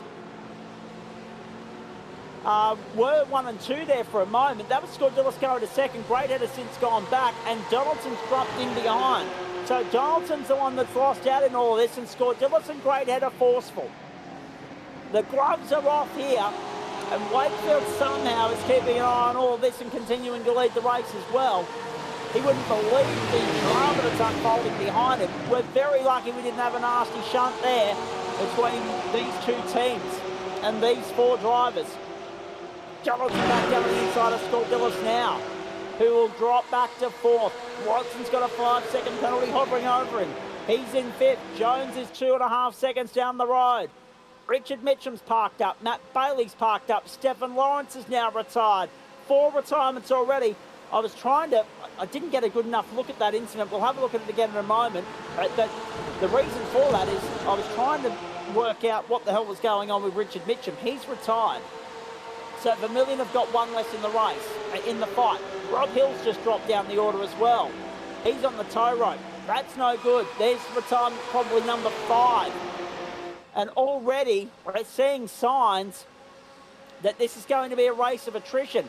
And I was only going to make the point with Stephen Lawrence, Adam Lavis, that if it had got back out there and pushed through the adversity and got to the other side, he would have been able to pocket a couple of championship points because we only pay to 25th. And with Matt Schmicke's retirement, there were only 26 starters. Everybody else in the race would have bagged points had they got to the 75% marker. That's not going to happen now. Rob Hill is still showing on pit road. We'll keep an eye on that. But 4 retirements already in the opening 7 laps of the brand new season of Waste Options GT3 on the platforms of the Gentleman Sim Racing Club. Scintillating pace at the front. Marcus Watson's going to join the freight train of 5 at the front of this field with the fastest lap of the race, 1 minute 43.502. But by gee, we're very lucky that Lewis Greathead and Andrew Scordillas didn't come to blows. Yeah, indeed, it's been very hectic. These 5 have been right around those bumpers the whole race here, so very interesting to have a top 5 here split and seeing how long this lasts before things get shaken up, and who's playing the fuel game and who's playing the want to get in the front game. Indeed. Oh boy. What a way to start the new term. Didn't fall the white was brilliant. We enjoyed that. I mean, you just get the feeling that we're going to get an early sample of what Thursday night's going to be all about when we bring in the Porsche Cup here on the platforms of the Gentleman Sim Racing Club. Round they come, onto the main straight. No gamesmanship as yet, but there will be a little bit creep into this as we get closer to the pit window, you would imagine. Scordillas again, desperate to have a look on the inside. Greathead was up on the outside of Wakefield. Did have his nose in front for a millisecond. Wakefield holds on. Greathead back down the inside. There's your first lead change of the season, ladies and gentlemen. Greathead, the defending champion, goes through.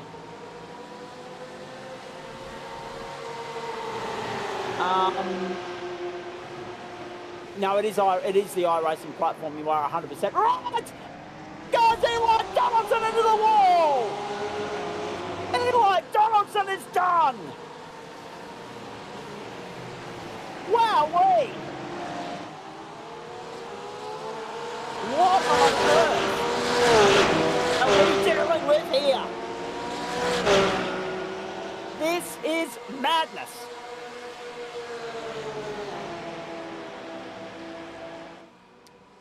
Oh boy. Another one bites the dust. Watson moves to 4th. Greathead has Wakefield for company. Scordillas has lost contact with those guys on the back end of all of this. Oh no! It was contact. And you saw the rear wing go and then pop back on, but Eli Donaldson wasn't having another bar of it. Oh dear. Jermaine Tackalo on the exit of the horseshoe, exactly where Eli Donaldson came unstuck. He has a very minor moment Detours through the grass, comes back on. Alan Dawson with the spin here. And that will hurt because he ate concrete.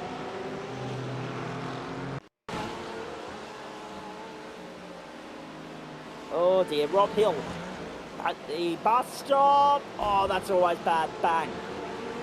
So that explains why he was on pit road and has been for 2 minutes and 15 seconds. Matt Bailey's incident, which brought about his demise. Grass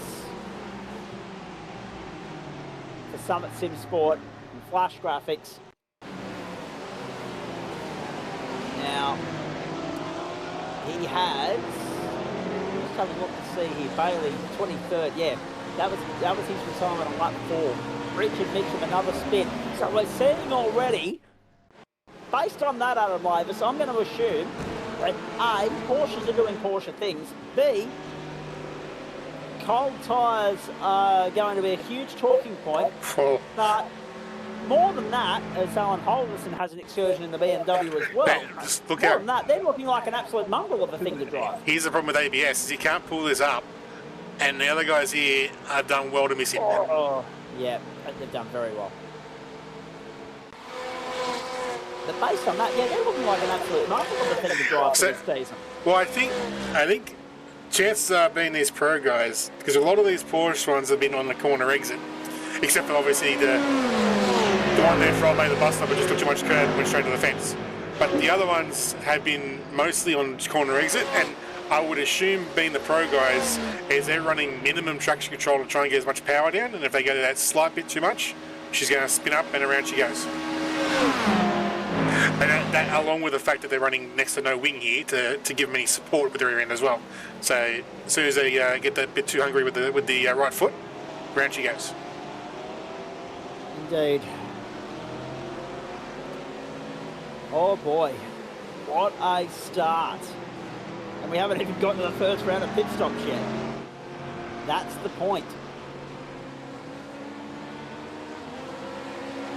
A 10-second penalty for car 992. Andrew Scordillis at the contact on Eli Donaldson. It'll be of little importance or comfort or solace for Eli Donaldson, who's been on pit road for 3.5 minutes. And now we are down to just 20 out there on the late start. Again. A third pit stop for him. Looking more and more likely that he will be parked up and done for the night. Now I'm just having a look at the numbers here, Adam, and again, forgive me, maths isn't the strong point, right? But we're on pace here at about a 1 minute 43.2. If we round that up to 1 minute 45, just for the benefit of just trying to simplify things and also give ourselves some leverage with pit stops and other things. 1 minute 45 and 2 is 3 minutes and 30. By 2 is 7. So that's 4 laps in 7 minutes. So that's going to give us 7 eighths of 56. 7 times 4 is 28. As Wayne Hewitt comes to pit lane. Sorry, it's 8 that I need, isn't it? So 7 minutes, and that goes into 56. 8 times 8 by 4 is 32. 3, 4 gets us to 59.5, and there's an outside chance, depending upon how long the pit lane transit is, that we could sneak in a 35th lap tonight here at the World Centre of Racing. So 4 laps in 7 minutes, 7 times 8. So we go 7 times 8 into 60. It's, yeah, 8 goes into 60 7.5 times. So again, you got that half minute of leeway.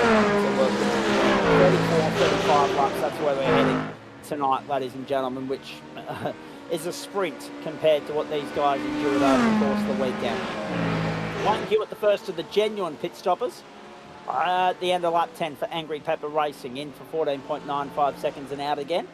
Now that's a short stop, quite frankly, for this early in the race, considering that I would have envisaged, Adam, that he would be, well, we are actually, no, we are 18 minutes in. I would have envisaged that he might have been looking to fuel up a little bit further into the second half of the race just to give himself the leeway to get home, but that might be enough to get him to the window, which will be about 25 minutes from home, in which he can comfortably fuel up and get to the checkered flag. Andrew Dyson playing games there, trying to look Jeff Adams and Alex Barrel on into the belief that he might have been going down pit road that time through. He quickly pulled back up to the racetrack and said, no, not this time through, fellas. Lap 11 done. We're on lap 12. 1:43.208 for Andrew Scordilis. So Scordilis and Watson have penalties hovering over their head. Scordilis 10 seconds and Watson 5. So we'll keep an eye on that as well as this race plays out, because that may impact the end results here. But it's good news for Ryan Jones. He's only 2.5 behind Watto at the moment. Sorry, no, my apologies. He's only 0.4 of a second behind Watto at the moment. So that bodes well for him to be effectively third on the road right now. Jonesy could be on for a double podium tonight. We'll never hear the end of it.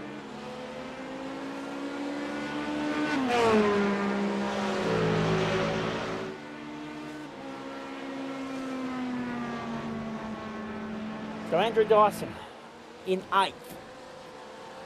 To the back straight we go. Nice recovery from Dyson after that earlier incident with Marcus.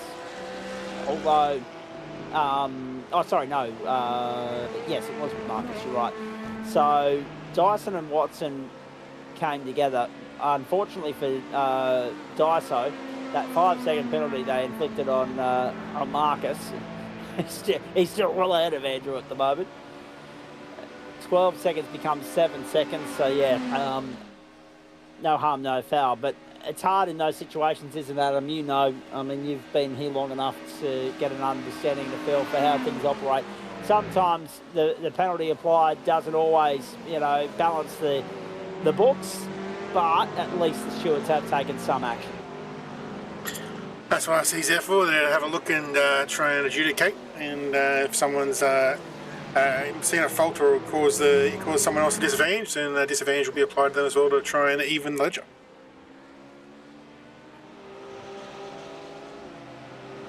Dyso, of course, cleaned up in the entree slots last term, now trying his hand at the main course offering.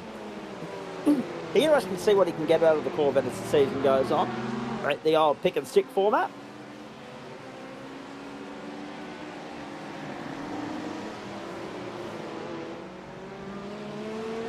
There's Wood on pit road.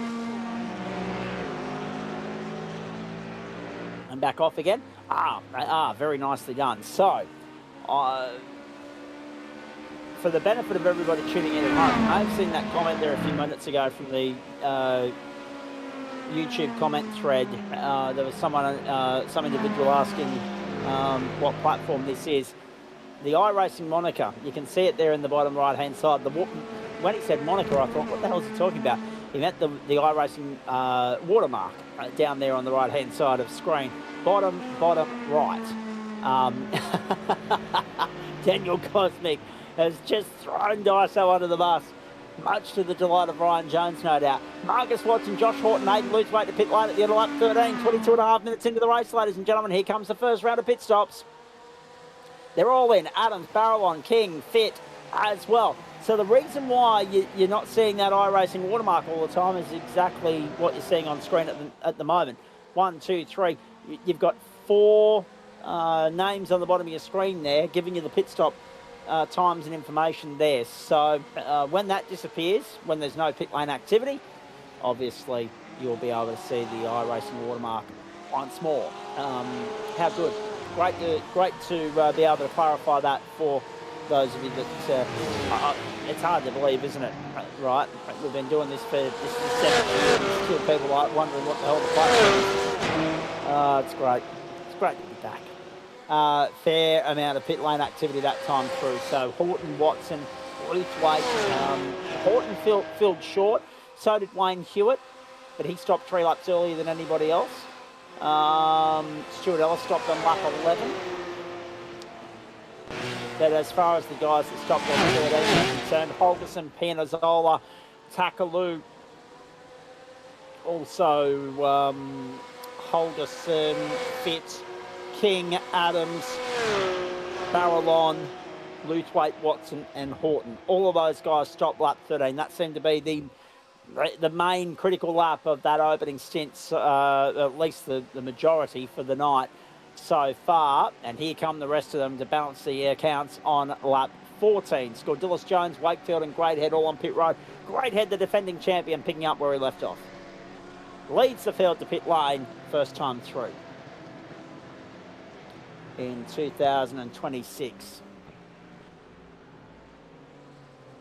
Not getting a great look at pit lane there at the moment, ladies and gentlemen, but huge crowd on deck for this race.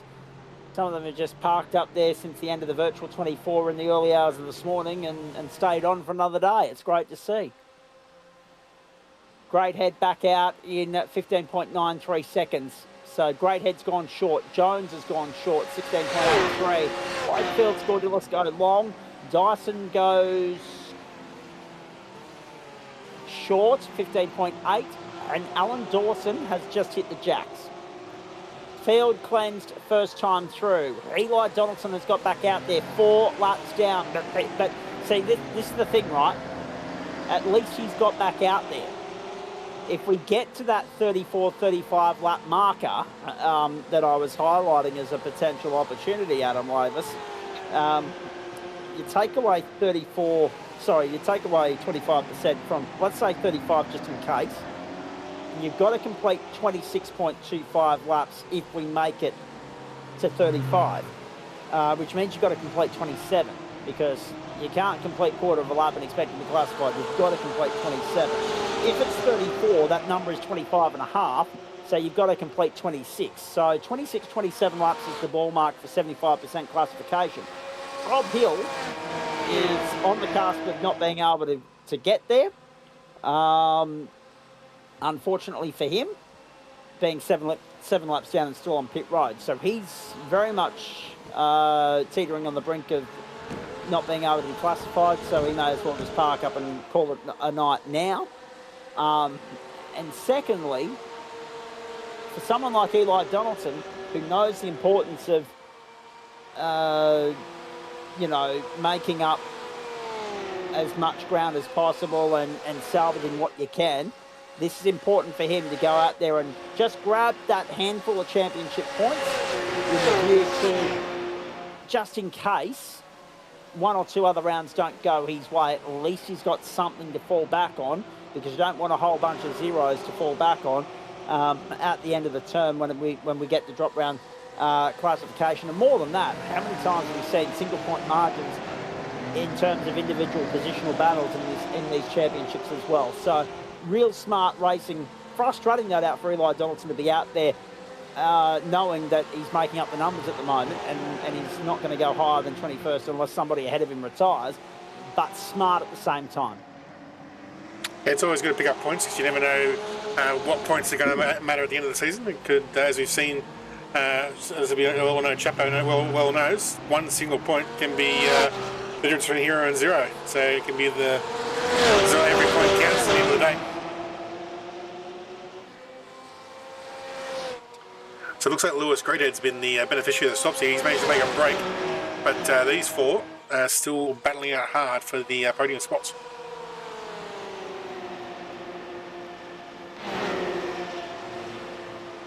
This is going to be an absolute dogfight. The difference in strategy is interesting as well, because Reese Wakefield's going to be on a short stop next time through. Lewis Greathead's gone short. Ryan Jones has gone short. Josh Horton went short. Marcus Watson went long. So it's going to be very interesting. We also know that Andrew Scordillis and Marcus Watson, the gentlemen sitting 5th and 6th, have penalties hovering over their head. There's a bit to play out here, and some mental arithmetic to be done once we race to beyond the checkered flag as well, ladies and gentlemen. Oh no. Hello, Daniel. Again, just chiming into the comments section with a drive-by. Would hate to lose a GT3 championship by 4 points. I reckon there's one or two people that have done that too on the platforms of the GSRC. There's Ryan Jones doing a very nice job of it tonight. In fact, a great start to the year for him. third in the Super Formula Light outing at Road America a few moments ago, and now in a very strong position to get himself another podium finish here at the World Centre of Racing. Riot Squad 87 missed tonight due to work, but really looking forward to Thursday and getting back into it.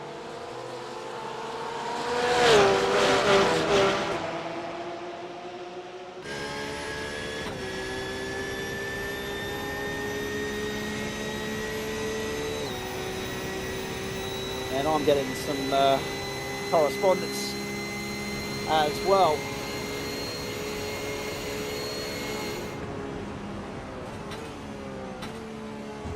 That we'll pass on at a later point in time. Thank you to my producer and director for that as well, that intel. Yes.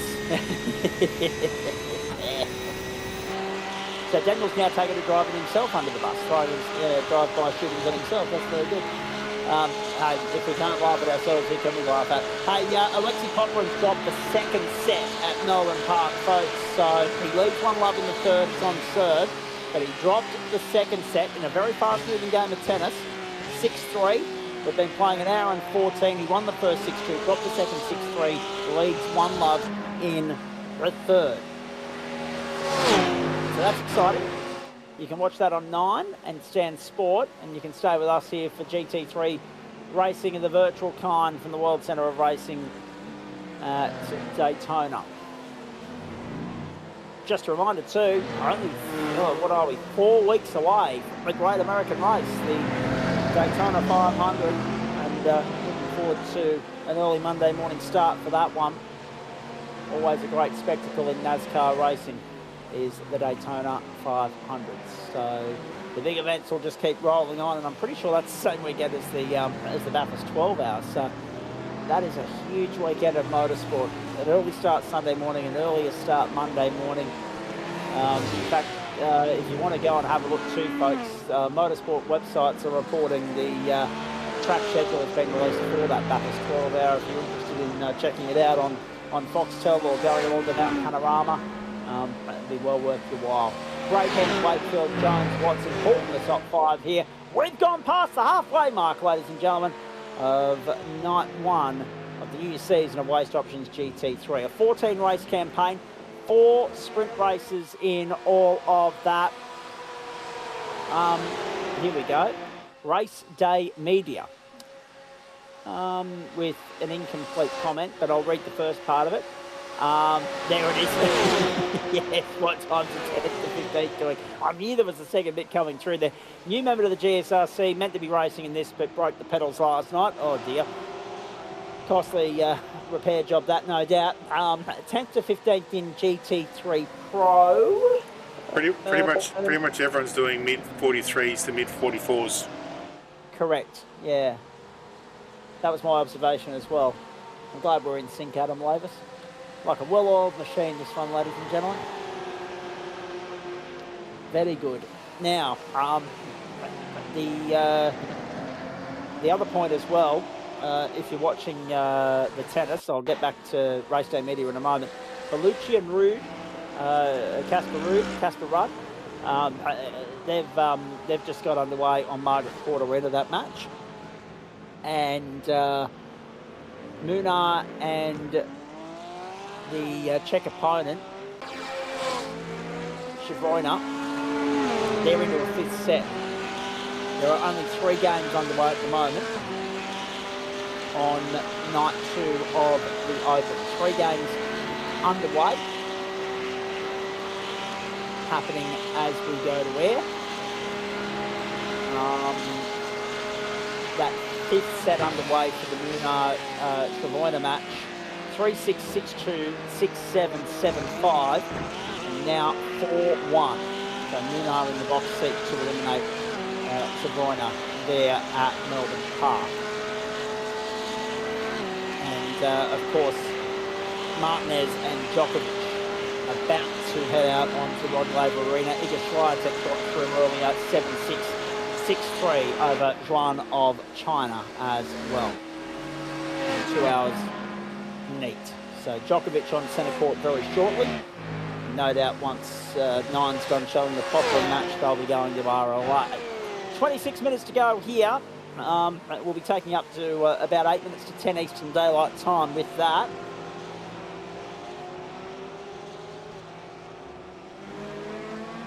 And then the post-race show will follow as we continue our coverage of Waste Options GT3. Race 1 of 14 for the season. And I just wanted to make the point that if you have a look at our socials, ladies and gentlemen, we put it up today to give you a little bit of an indication as to what server, what split of GT3, because there are 3 of them, remember, Pro, Am and Am, will feature on any given night of broadcast. Throughout the course of this term, you'll see 3 races from GT3 Am. They will all be sprint races in week 3, week 7 and week 9.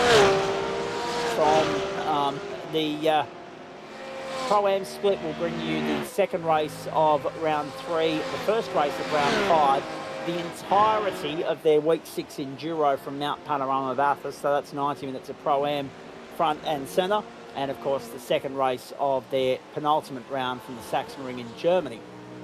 All the other races, the first 2, plus round 4, the second race of round 5, the second race of round 7, plus rounds 8 and 10 will be exclusively GT3 Pro. And if you have a look at the little legend there, we've colour-coded it as well, because what you'll notice when you watch the broadcast that GT3 Pro is green, GT3 Pro-Am is red, and GT3 Am is blue in terms of our graphics and other things. So keep an eye out for that.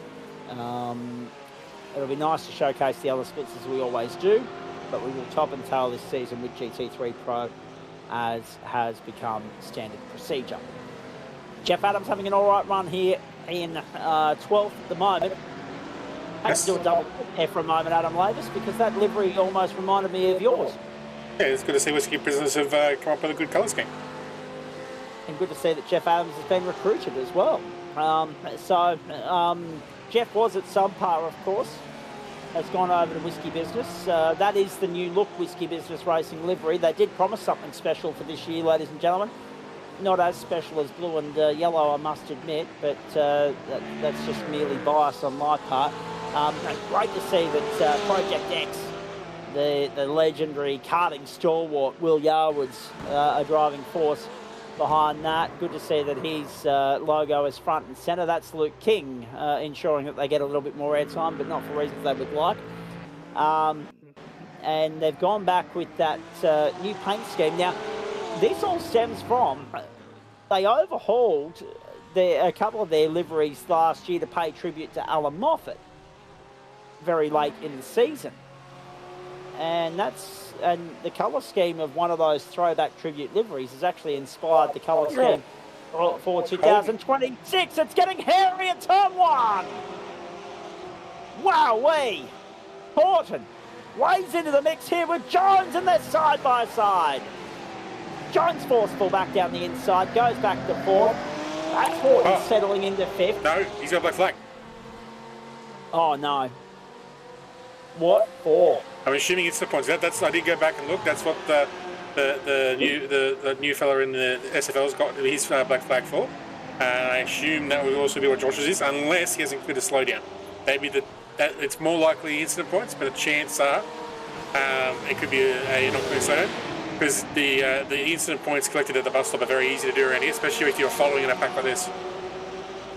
Wowee! So that eliminates yet another contender.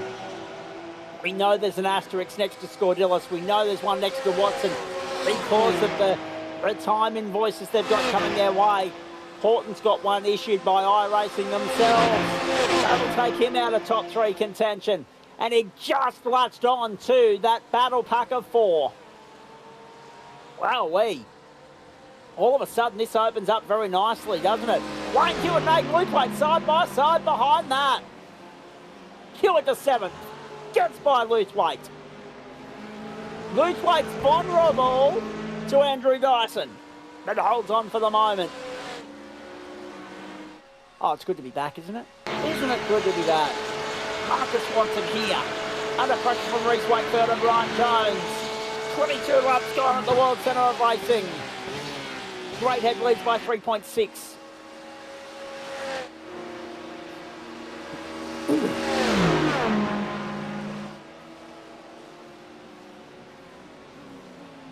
Huge night, massive night of sport, and we're just delighted to be playing a small part in it. Big year ahead, of course. There's a Rugby League World Cup, there's a Commonwealth Games, there's a FIFA World Cup. There is a lot to be excited about. So interestingly, 2026. Joshua Horton's taking his pit stop before his drive-through. Okay.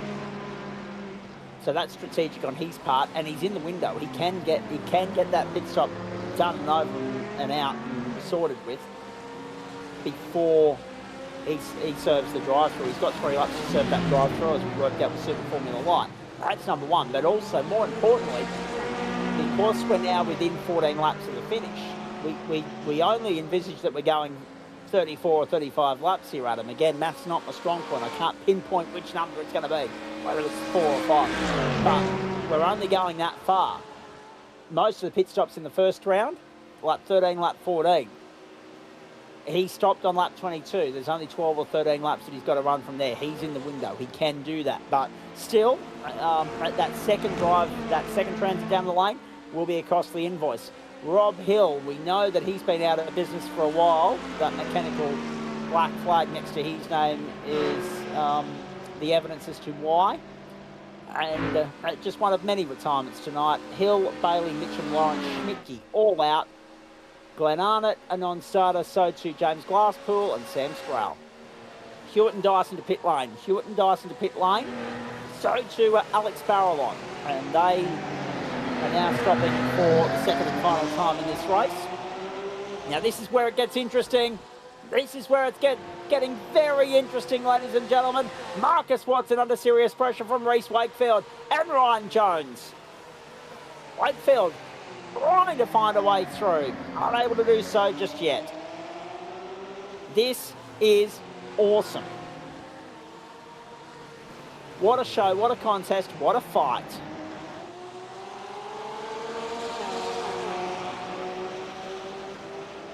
Hope you've enjoyed it so far, wherever you're tuning in all around Australia.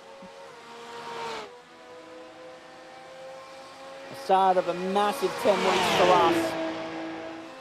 More broadcast details, by the way, to be confirmed on our socials later in the week.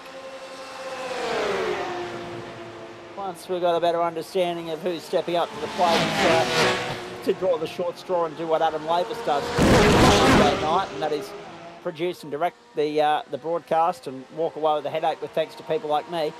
But we are looking forward to another huge year of GSRC competition. So it looks like Horton's come out right behind Barrelon. So wherever Barrelon was overall, effectively after pit stops, that's where Horton's going to end up. So I'm assuming it's somebody in the back half of the top 10 possibly. But hopefully he can salvage something out of that unfortunate black flag situation.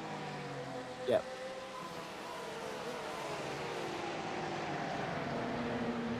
Who knows? 19th at the moment. Just having a look ahead of him. 1, 2, 3, 4, 5, 6, 7, 8, 9, 10.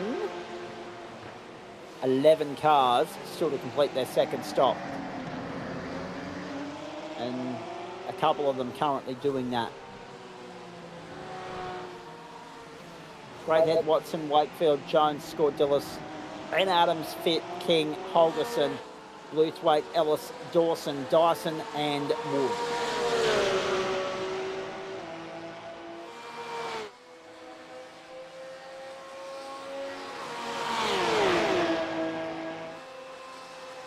So it's going to be interesting to see how much closer Lewis is to these guys once they're at the pit stop, given he's about 4 seconds up the road and about 4 seconds different in fuel in the first stop. And these guys, some of these guys have been able to save a bit of fuel. So what's going to happen when these top 4 cleanse themselves? Exactly. One thing we do know, Adam, is it's a Porsche saturated, Porsche dominated top 6 at the moment. Well, Here comes Motorsport head to pit lane. Yeah, we had a similar situation like a couple of years ago where GT3 was with the Porsche Cup for whatever reason. Well, yeah, and then it became the McLaren Cup, then it became the Acura Cup. Oh, dear. They go through different seasons, different flavours, don't they? And here we are again.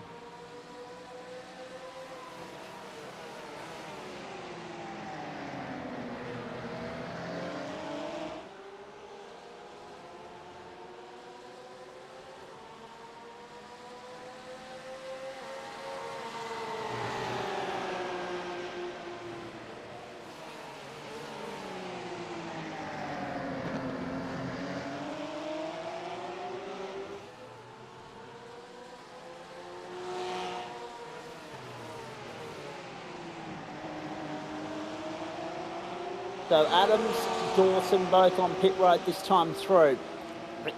This battle is, it's scintillating. It's compelling viewing. It's edge of your seat stuff because you just don't know how this is going to play out. We know that Watson and Wakefield and Jones are on different strategies. Jones has a longer stop ahead of him based on what we saw earlier. Wakefield went 20 seconds. Watson went 19. Jones went 16.83. So either these guys are going to go a little bit longer and Jones is going to be out of juice. Yeah, that's exactly what's going to happen, is it? Or are they all coming in? They're all coming in. Here we go. So maybe Jonesy isn't completely out of this game yet, although he might get in a little bit of strife for the witch's hat just then. They've got away with it so far, but they're all playing the pit lane game. Pit lane chicken. Are they what? So it looks like Watson, Wakefield, Jones. It looks like that drive-through's cost on about 30 seconds. Copy. Wakefield, Watson, Jones. I'll be very interested to see who leaves the box first. Yeah. Oh, Wakefield went incredibly short, 11.42. Watson, 13.1, and Jones only half a second less. So Jones is still in the mix here. Remember that Watson's got 5 seconds hovering over his head. Scordilis has 10. Whitehead's going to come out ahead of everybody, but not by much. But the advantage that he has is that he's on warm rubber. Warm tyres. Everybody else has got to get back up to temperature. That is if they took tyres. And we're still none the wiser as to whether or not it's going to be Vermilion or One Performance Racing or a privateer or a DPR entry taking the checkered flag tonight. Yeah, they're not going to be cold tyres because none of them would have actually taken tyres. It's just a slight cool off from the fizzle. But they just so it won't take them long, but they'll be straight back in the pace. Even sometimes, this track probably not so much because it's not really a heavy tyre deck track. But those tracks with really long, fast corners with high loads and wear the tyres out. But that little break in the pit stop, you actually come out faster because the tyres are closer to the optimal temperature rather than being overheating and running themselves off the Richter scale. Indeed. So, this is extraordinary. Scordilis is due on pit road. We know he's out of the fight. He's got 10 seconds hanging over his head. We're assuming that Watson will not finish on the podium either. Horton into the wall. That adds insult to injury. With the penalty he had earlier. Oh, Jonesy's on pit road as well. Jonesy's on the tow rope. What's going on here? Same place. Same result. Whoopah! Bang! The rear end departs company with a car. Yeah, that suspension's folded. The rear suspension is all folded.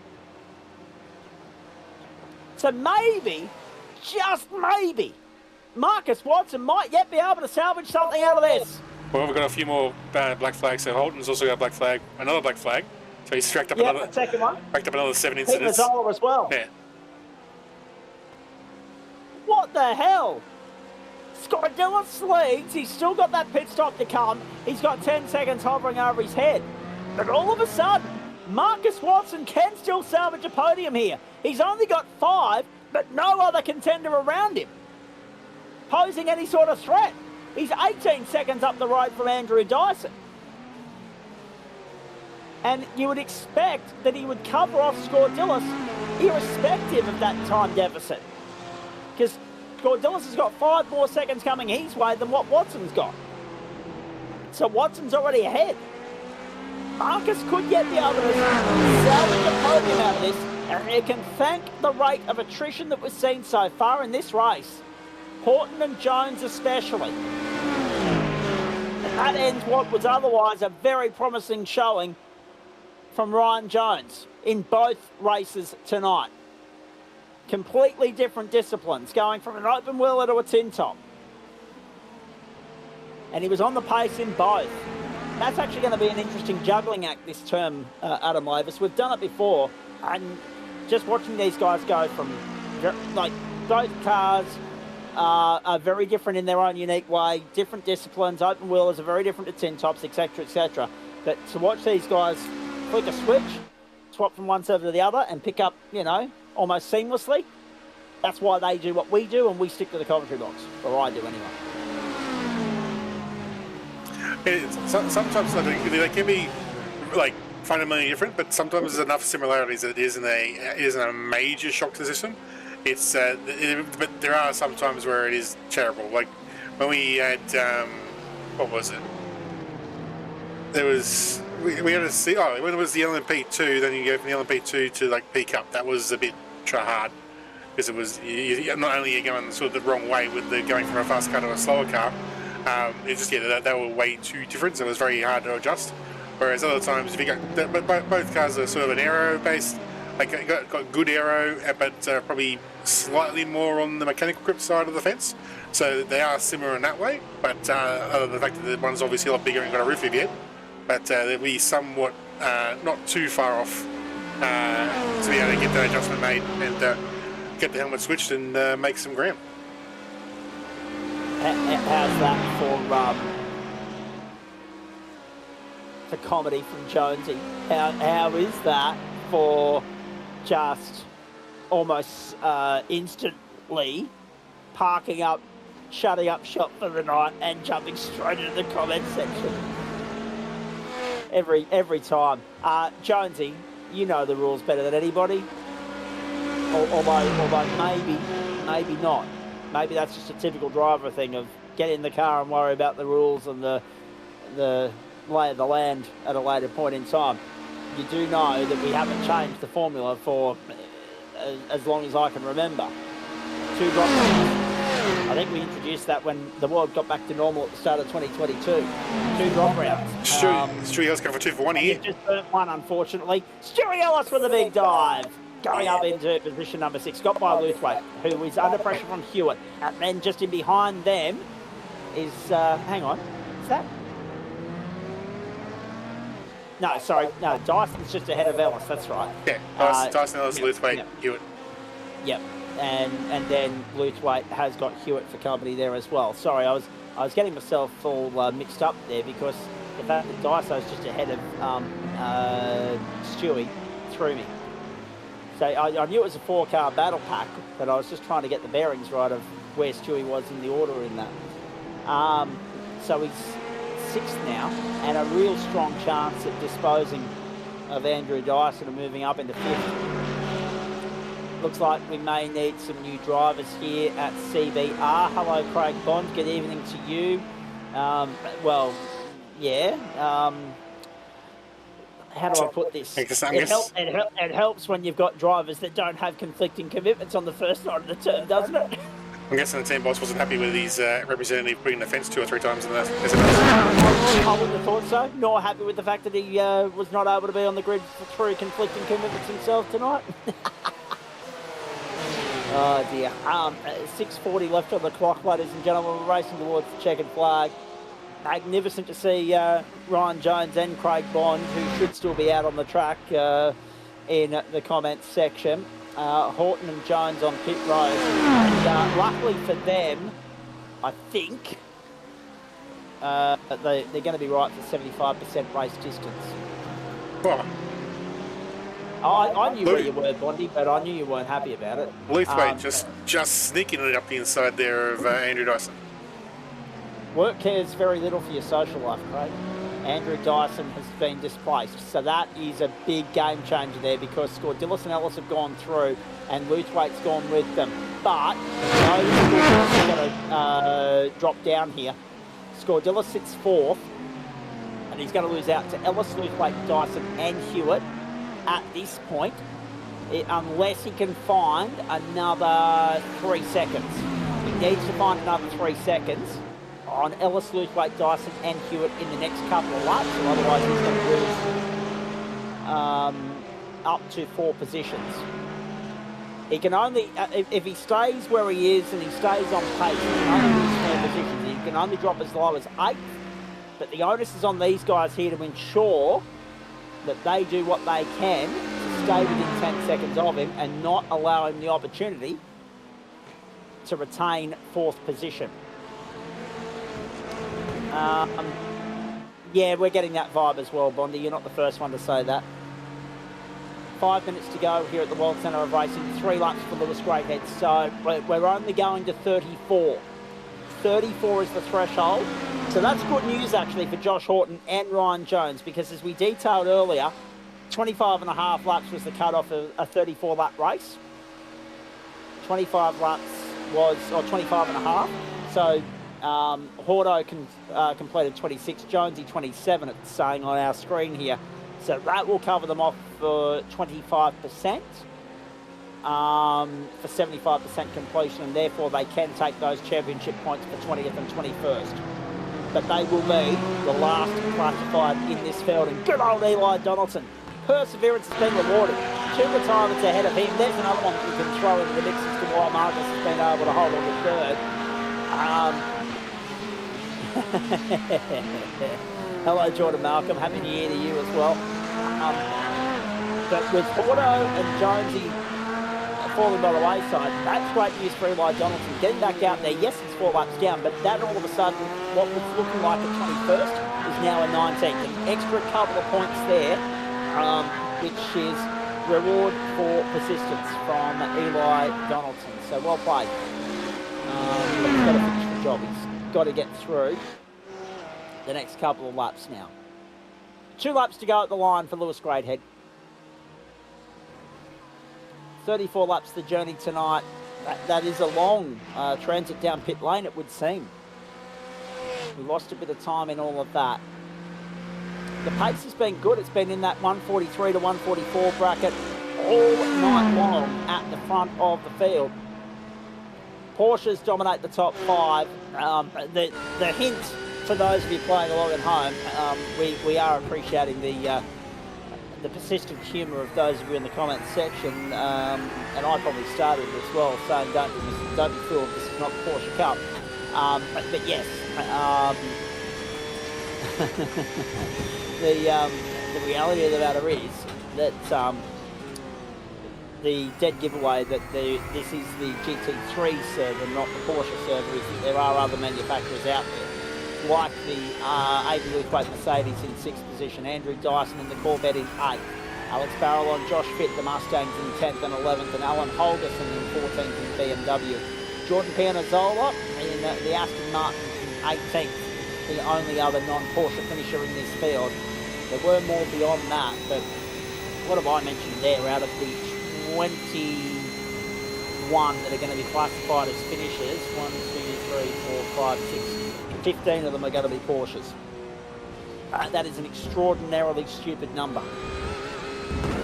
Just under 75% of the field that's going to be classified at the end of this thing are going to be from the one manufacturer.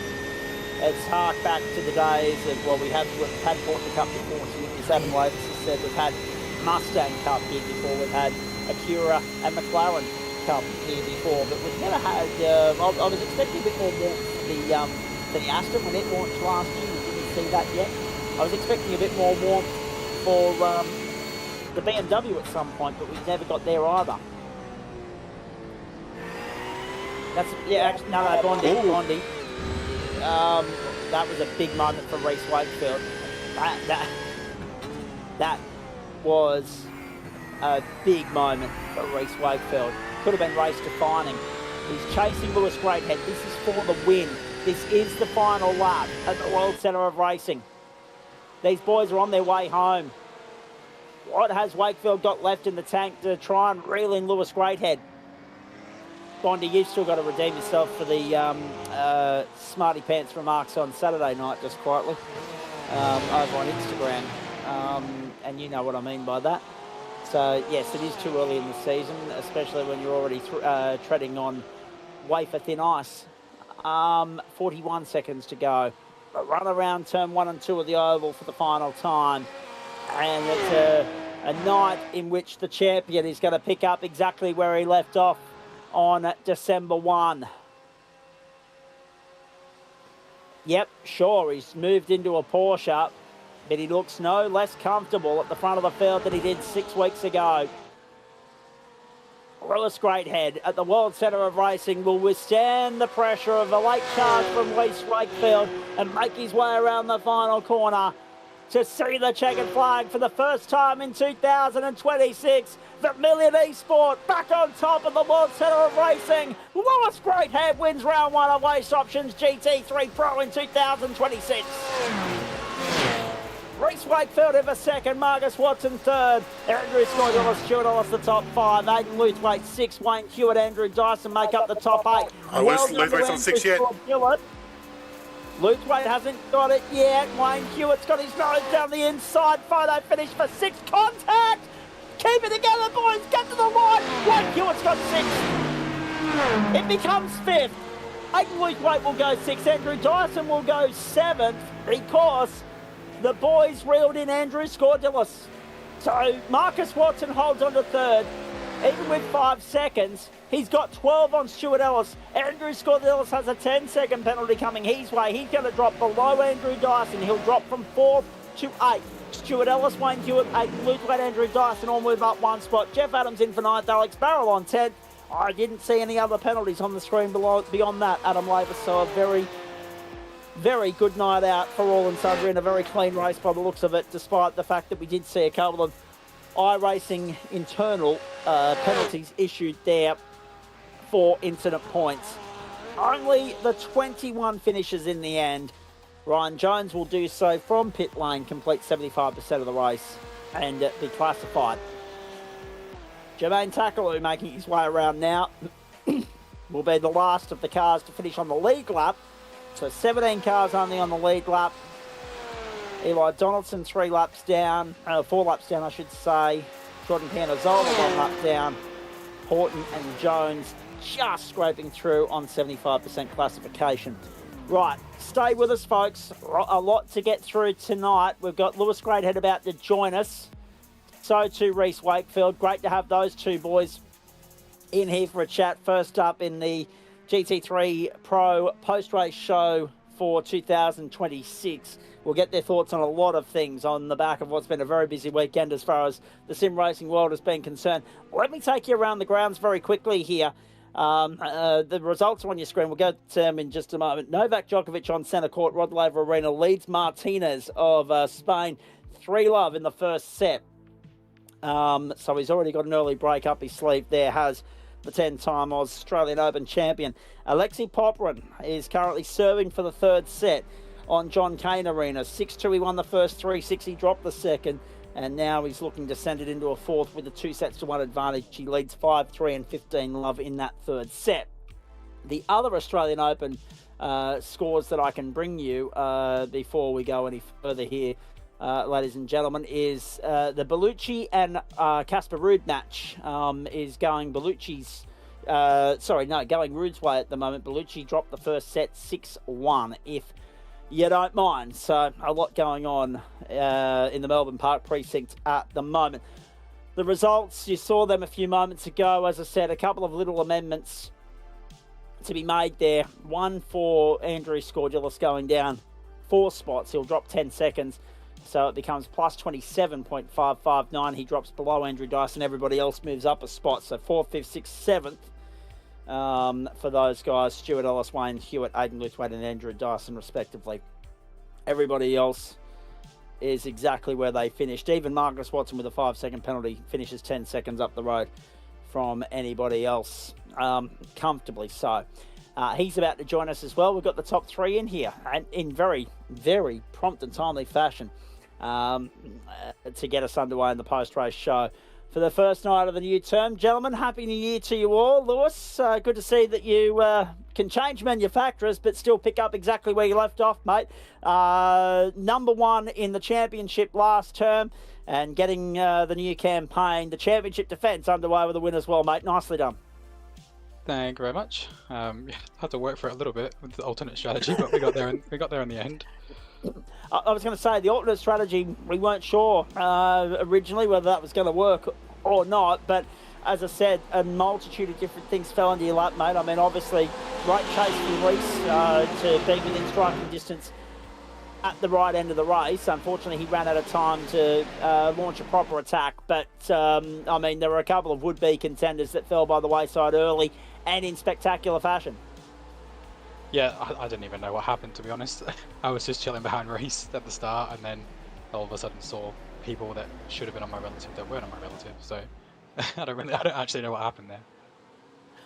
Would it be fair to say that that's a plan of attack that works for you, mate? Tuck in, follow someone, let them do the heavy lifting?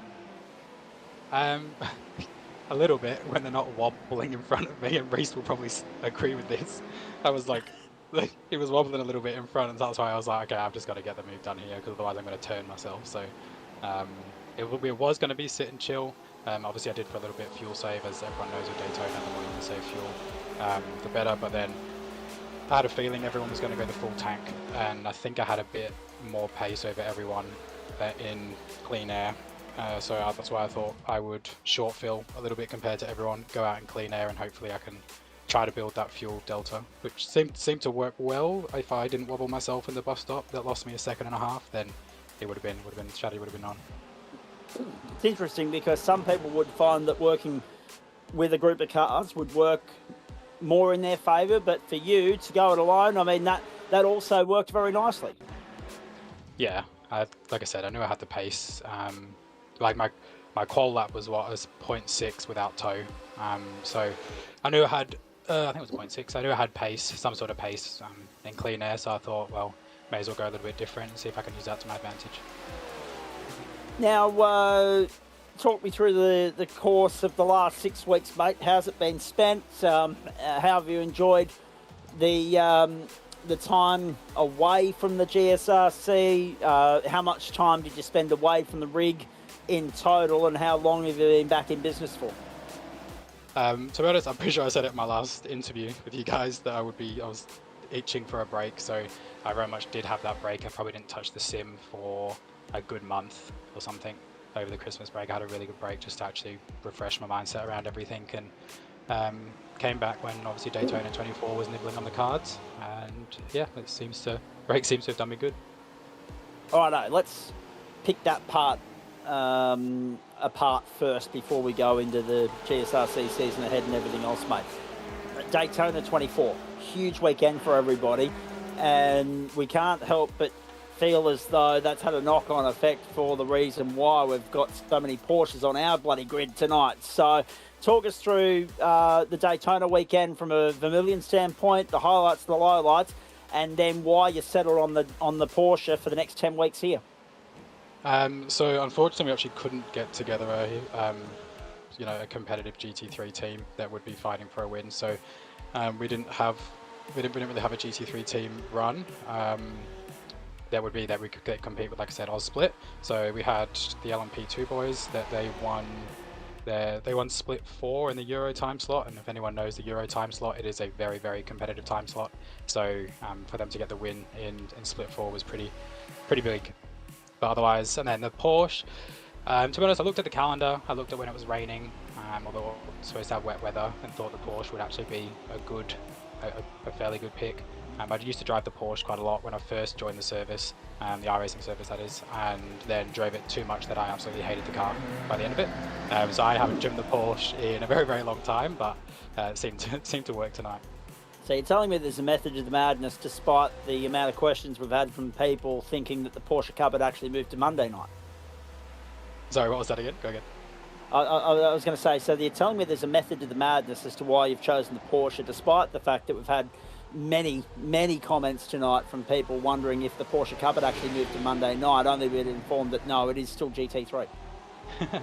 Yeah, to be honest, it wasn't like, yes, it's strong at Daytona, and we know that it's really strong at Daytona at the moment, like it used to be.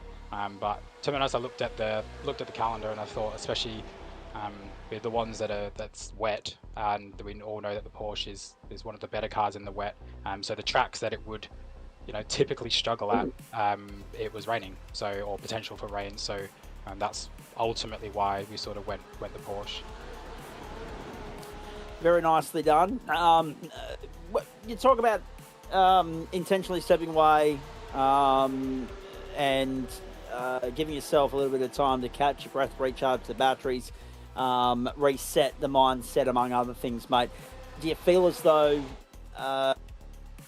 that deliberate, intentional rest and break has paid dividends yet? Yeah, I think so.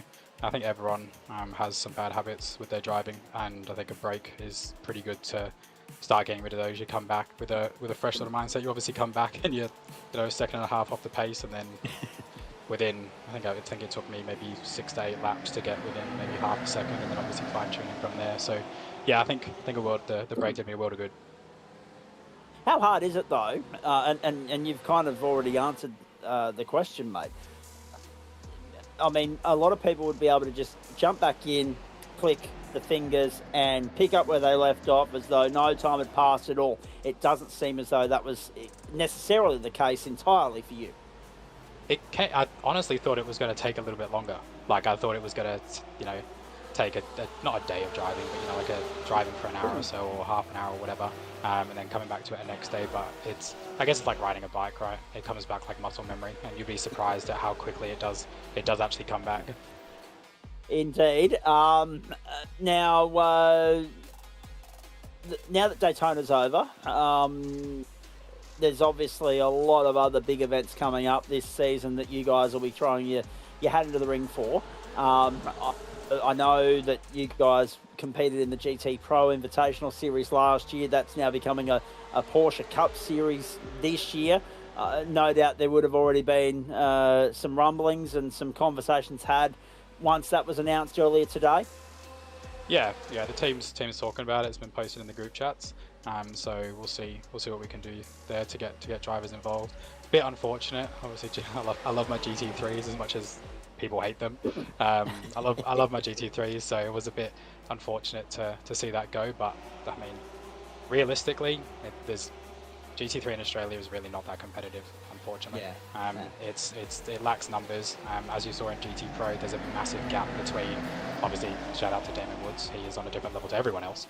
But then there's like probably a next pack, which there's a fair few drivers in the teams are, which would obviously be OPR, Eclipse, and then I find that there's a reasonable gap to the next lot, unfortunately. So until I don't want to say drivers improve, but until we get more people on the platform and people start driving the car more and everything like that, then unfortunately we can't have a as competitive series as we like, comparing to something like IVRA, for example, where the field is absolutely stacked. But the Porsche Cup should be good. It should be. I haven't driven the car too much. I'm not sure how much the team's driven it yet, but it should be. To play devil's advocate, Australia's needed a peak up, like a supercar V8 Pro level of peak up in a while. So it'll be good. It'll be absolutely fantastic. And then I mean, it's only a matter of time before those guys and you and I both know just how good a team they've got, a credentialed bunch of operators they've got running the show over there at the ASRG. Once they conquer Porsche, it's then only a matter of time before the next chapter will be written, and whether that's a Toyota 86 series or, a third support category essentially. So you'll have your supercars as the main act, you'll have your Porsches as your first support, and then probably your Toyota 86 as your second support. It's only a matter of time, and obviously I say time in a multitude of different ways there, because it's also manpower and having the right people being able to drive it behind the scenes as well, because for them to be able to do more, they've got to have more people willing to put in the manpower behind the scenes It's only a matter of time before they continue their footprint to increase that footprint in the Australian sim racing landscape. We cannot wait to be a part of that Porsche Cup series. We look forward to it. We're very excited about it. You'll see it, of course, on the SimSpeed Esports Network, and of course there will be a few GSRC names pop up that you'll remember from the Thursday night offering here. So with that in mind, Louis, let's talk about a couple of other things here. Let me go towards Thursday night. Do you see you and the Vermilion stable using our Porsche Cup as a training ground for that series when it does launch in a couple of months' time? Yeah, potentially. I think I was going to say this earlier, that I think the more people that drive and they get involved in that P Cup series will definitely bring numbers to the GSRC platform as well. You can see it. Well, you see it with GT3, right? The GT3, we got a big influx. It was sort of the dense show for a while there, and then obviously Harry came along, and then I still remember. I mean, Harry still talk about this. Is that when I first saw him in that session, I was like, okay. Okay, this is good. We got some good drivers coming in now, and then obviously I think that was like one of the most competitive seasons that there was. But yeah, it'll pull numbers whether we'll be there or not. Just got to figure out how many drivers and what we're doing with that P Cup series. Now, well, actually, let me steer it back towards, because I don't want to talk too much about Thursday night until we establish just how big a presence you guys are going to have there. Let me bring it back towards Monday night, because you mentioned the GT3 market here in Australia. Do you think one of the other underwriting contributors to that is the vast difference, from the best manufacturer to the worst manufacturer, and that iRacing may not necessarily give us enough power to make it a bit more of an even playing field with BOP updates and the like? Yeah, it is hard. That's, I guess, the good thing. Obviously, I touched on it before about IVRA, that like me and the Vermilion and OVR have teamed up on. That's a good thing with IVRA. They have a BOP every round. So, and they have a very, very, very good group of people doing that BOP there. So, and that's why that league is so popular. So it does actually, and one of the first things I said with that league was that it's actually refreshing that you can pick a car that you just simply enjoy driving and are got some decent pace in, and you can still be competitive. You're not just going to get randomly iRacing bopped where, I don't know, for example, you pick a BMW, I don't know why you would, but you pick a BMW and you come to Daytona and you're nowhere near. It was exactly like the same last season with Mexico and the Ford versus the BMW. Flipped it the other way. The Ford was 6 or 7 tenths down if that was the same driver driving the car. So obviously that's altitude stuff, but yeah, the BOP would contribute it a little bit, but I mean, yeah, sometimes it's not in your favour, but that's the nature of it. Let's remind everybody at home of our schedule for this season, mate. I mean, you've already mentioned that you were looking at, where's going to be wet, where's going to be dry, etc. You're looking at that calendar as well before you settled on the Porsche. So this is a twofold question, right? I want to know why the Porsche over, say, the Mustang or any of the other dominant forces that we saw last term. I think the BMW and the Aston as well, because let's be honest, this is a return back to the Porsche for you, for those that are just joining us that didn't hear you mention that earlier. But then you look at that schedule, mate. First time trip to Monza combined for the GSRC, first trips to the Adelaide Street Circuit for the GT3 Pro Series, first trip to the Miami International Autodrome is not on this schedule. It's on the Super Formula Light. But that is still an exciting schedule, mate. 3 rounds on home turf, the usual mix of sprints and enduros, but particularly exciting to go to Monza combined, go to Mount Panorama shortly after the 12-hour, and of course watch GT3 racing on the Adelaide Street Circuit and end it at Road America for 90 minutes as well. Yeah, I think I actually really like the calendar. I haven't driven some of the tracks, but yeah, I think it's a decent calendar. I love the Ford. I would have loved to have picked it again, but at the same time I do like mixing the cars up because it gets a bit tedious driving the same one over and over again. So I do like mixing it up, which is why I sort of went the Porsche again. But I think a lot of people went the Porsche just because it was comfort, with the 24 being, a day ago, 2 days ago, or people finishing it a day ago. So I think it was definitely a comfort pick for a lot of people, especially around here. So that's why you're seeing peak up on a Monday night. Excellent. We don't mind that because we have enjoyed our P-Cup racing in the past as well. So, and there's going to be an influx of it this year. So, I guess we're going to get an answer to the question of whether you can have too much of a good thing or not. More immediately, outside of GT3, outside of Porsche, what else are you looking to dabble in as far as Turn 1's concerned, as far as the GSRC is concerned, mate?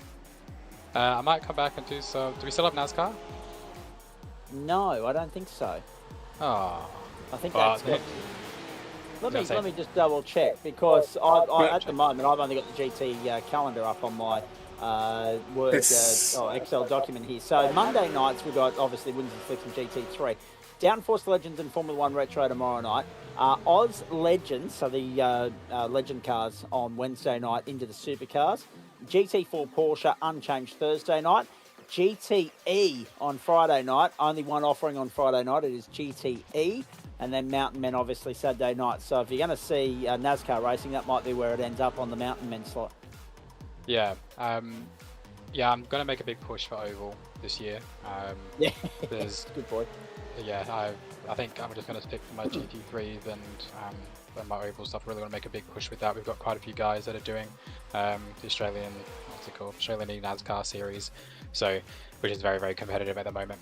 So yeah, we've got a good team together for that. So that'll be my other focus alongside GT3 stuff, and then obviously all the supercar. Although I don't drive them personally, I do a lot of the spotting and help the guys out and at every race. So yeah, it'll be supercars for the team. Personally, it'll be Oval and GT3. All right, very nicely done. Immediately before, and I must thank Marcus Watson and Reece Wakefield. They've been very patient sitting there waiting for me to finish with you. Particularly Marcus, because he's done the double tonight. We need to have a chat to him about what was a dominant win at Road America in just a tick. But before I let you go, can't do that without giving you the opportunity to thank who you want to thank, but also give me your immediate thoughts on what you're looking forward to and what you're not necessarily looking forward to when we get to Portugal and Portimao next week. That was when I said before about one of the tracks that I haven't really driven. That was there we go. I think I've said that a few times before. Yeah, I might have to actually do a few laps before. But yeah, otherwise I don't know. I think it'll be good. I know of the track. I know sort of which way it goes. So we'll just build into that one like I usually do. But otherwise, obviously, all the guys that are familiar in esports, Hamo Setups, Burb Designs, thekartshop.com.au, Ben Faulkner Media, Supernova Motorsports, Lewis Great Online Coaching, and 27 Design. We've got some new liveries that are right around the corner as well. Great work tonight, mate. Great to see you back on track. Well done. A good launch pad to build on for the rest of the term. And looking to emulate the success of Harry Lillis last year and go back-to-back in Waste Options GT3. Good way to start it. Let's see if you can continue with that momentum in the next 9 weeks. Go well. Yeah, we'll give it a crack. Thanks, guys. Indeed, we will. Speaking of giving it a crack, Marcus Watson's on mute at the moment. I'll see him in a moment. Let's go to Reece Wakefield because he's got an open mic right now. Geez, there were some hairy moments in the early stages. Louis, of course, alluded to that a few moments ago. But an otherwise cracking scrap between you guys and Vermillion and Marcus as well to get the season underway, mate. Nice to see you up on the podium and having a good run. Yeah, thanks for that, guys. Thanks for having me. It'd be alright if I didn't wobble on cold tyres, but, you know, it is what it is. But no, it was going to be a great race from the get-go. I knew with Lewis behind me, it was definitely going to be one of who's going to sit behind who first, who's going to save more fuel than the other. And unfortunately, I just didn't have it in me. I was sitting on 16X for a while there, which is why I wasn't particularly going to fight him. So, look, I'm overall happy with the P2 in the end. Same question I asked Louis.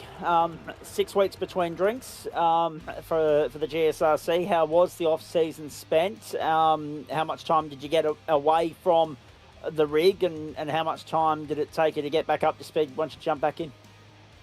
I've actually had a very productive off-season. I haven't spent too much time away from the rig because I actually did a full upgrade. Originally, I was on an Officeworks corner desk with my Alpha U bolted to it. But then over the 6-week period, I ended up getting myself a TR160. So I've been becoming acclimatized to sitting in an actual race seat and having the screen right up against my eyes instead of over an arm's distance away. So it's been a very productive off season for me. More so, yeah, like I said, just coming to terms with sitting in a actual rig now, not an office chair. But I'm getting there. I'm getting there slowly.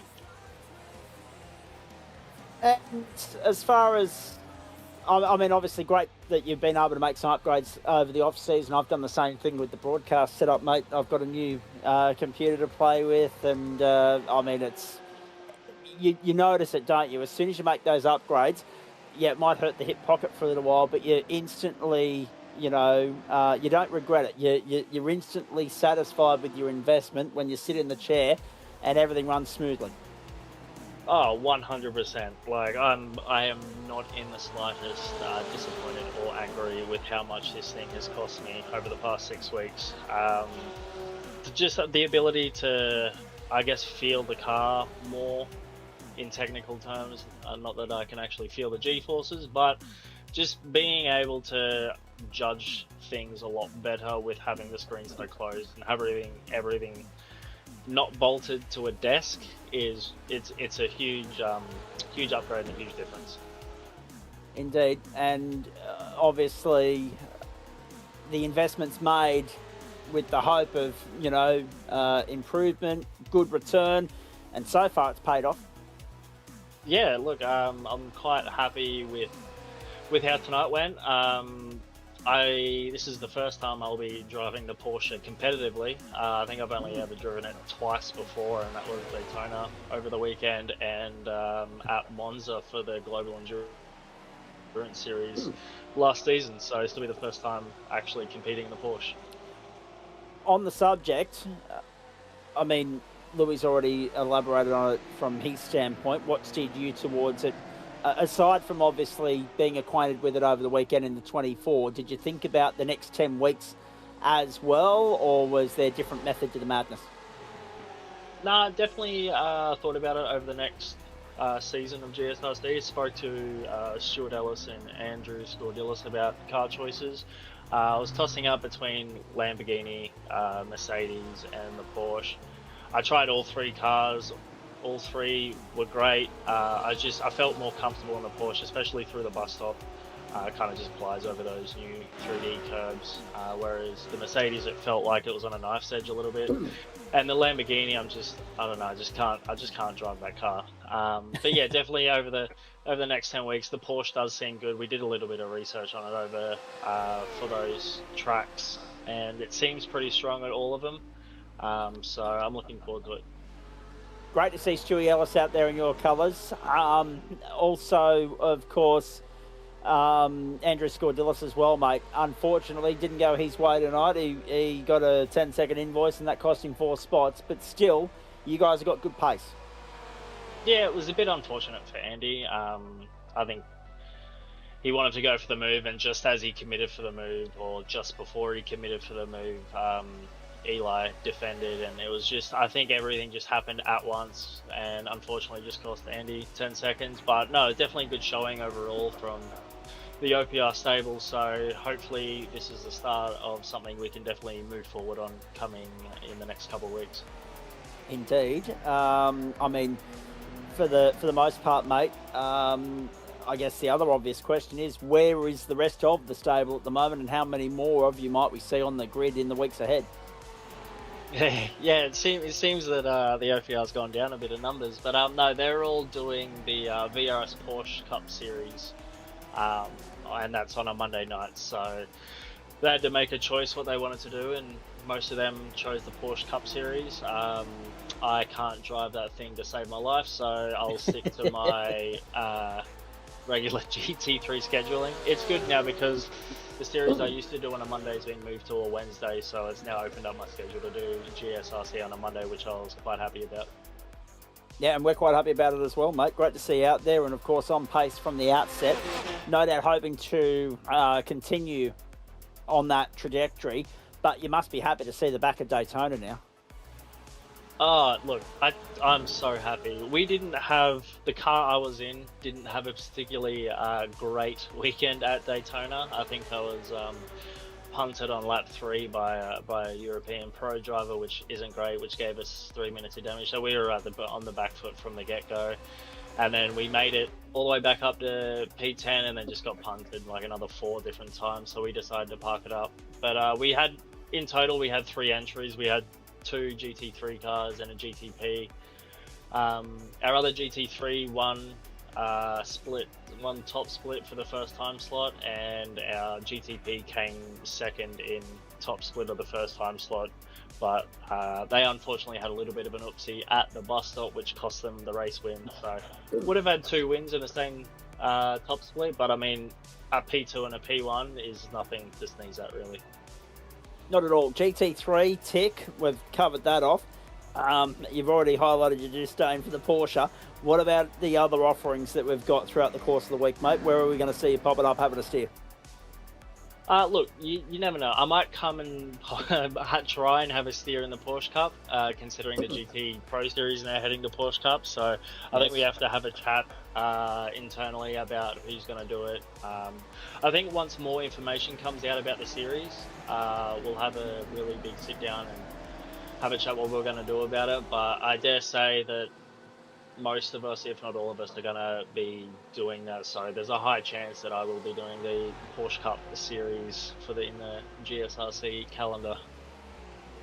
Oh, very nicely done. Now, on the subject of GT3, let's swing it back there. Go full circle to finish the conversation, mate. Thoughts on the calendar at large, what you like, what you don't like in terms of the tracks of choice, and also thoughts more immediately on the Algarve next week. Are you more familiar with that than tonight's race winner is? Yeah, I actually don't mind Algarve. I had a race there for my other league last Wednesday, so I'm pretty acclimatized to Algarve.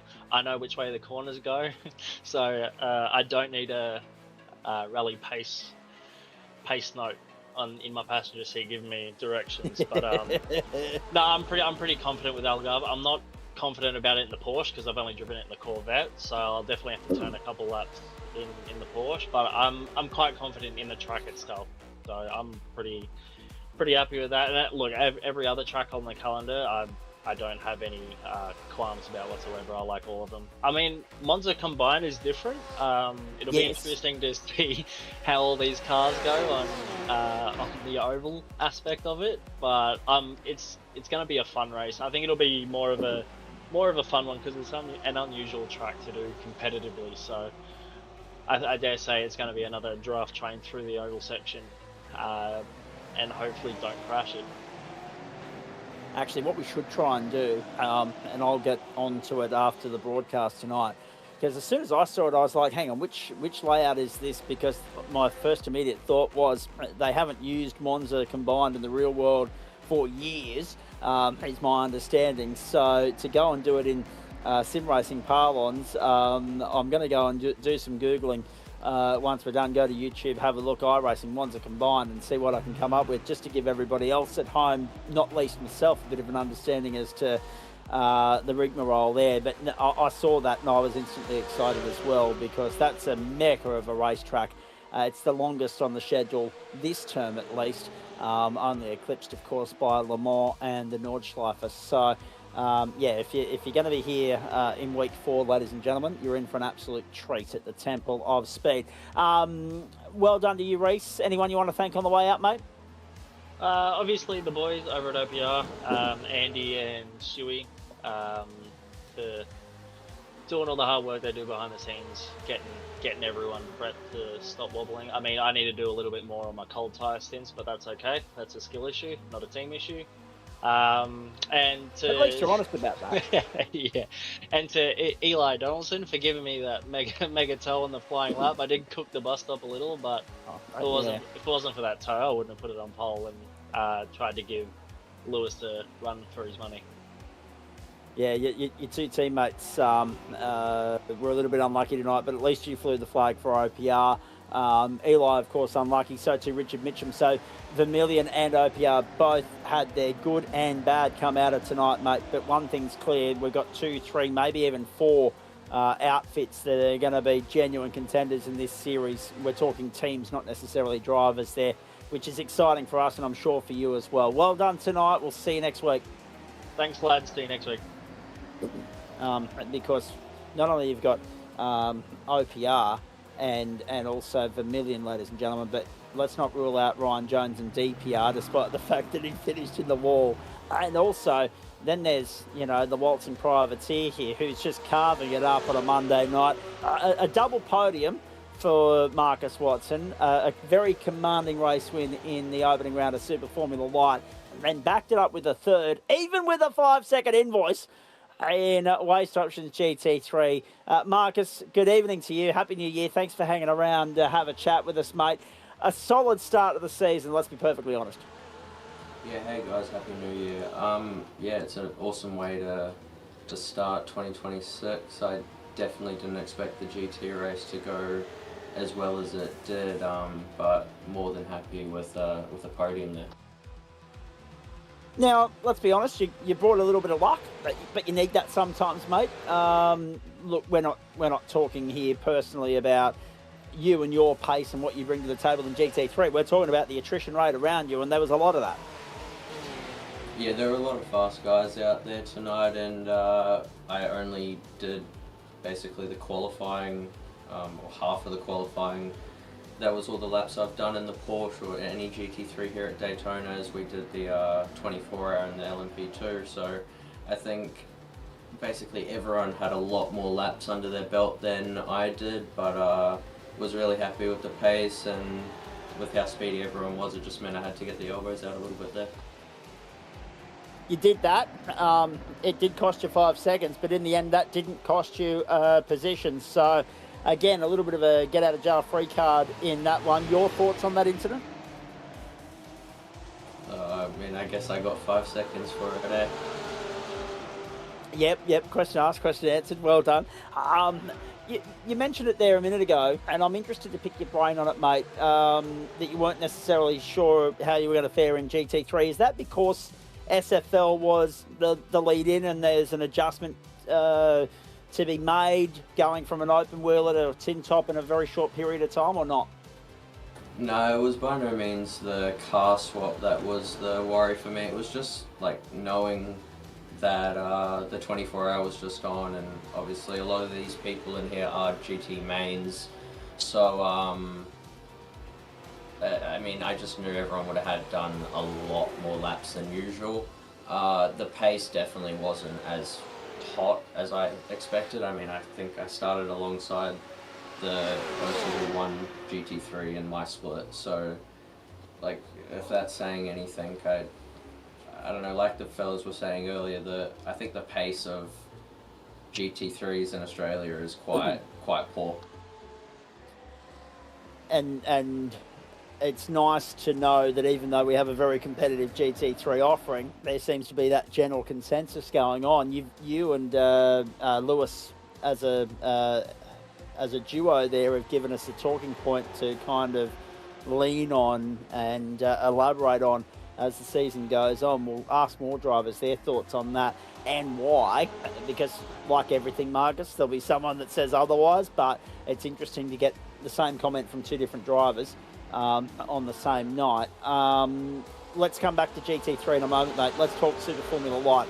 I've got my fingers crossed, based on what we saw tonight, that you get to actually contest the full campaign this time.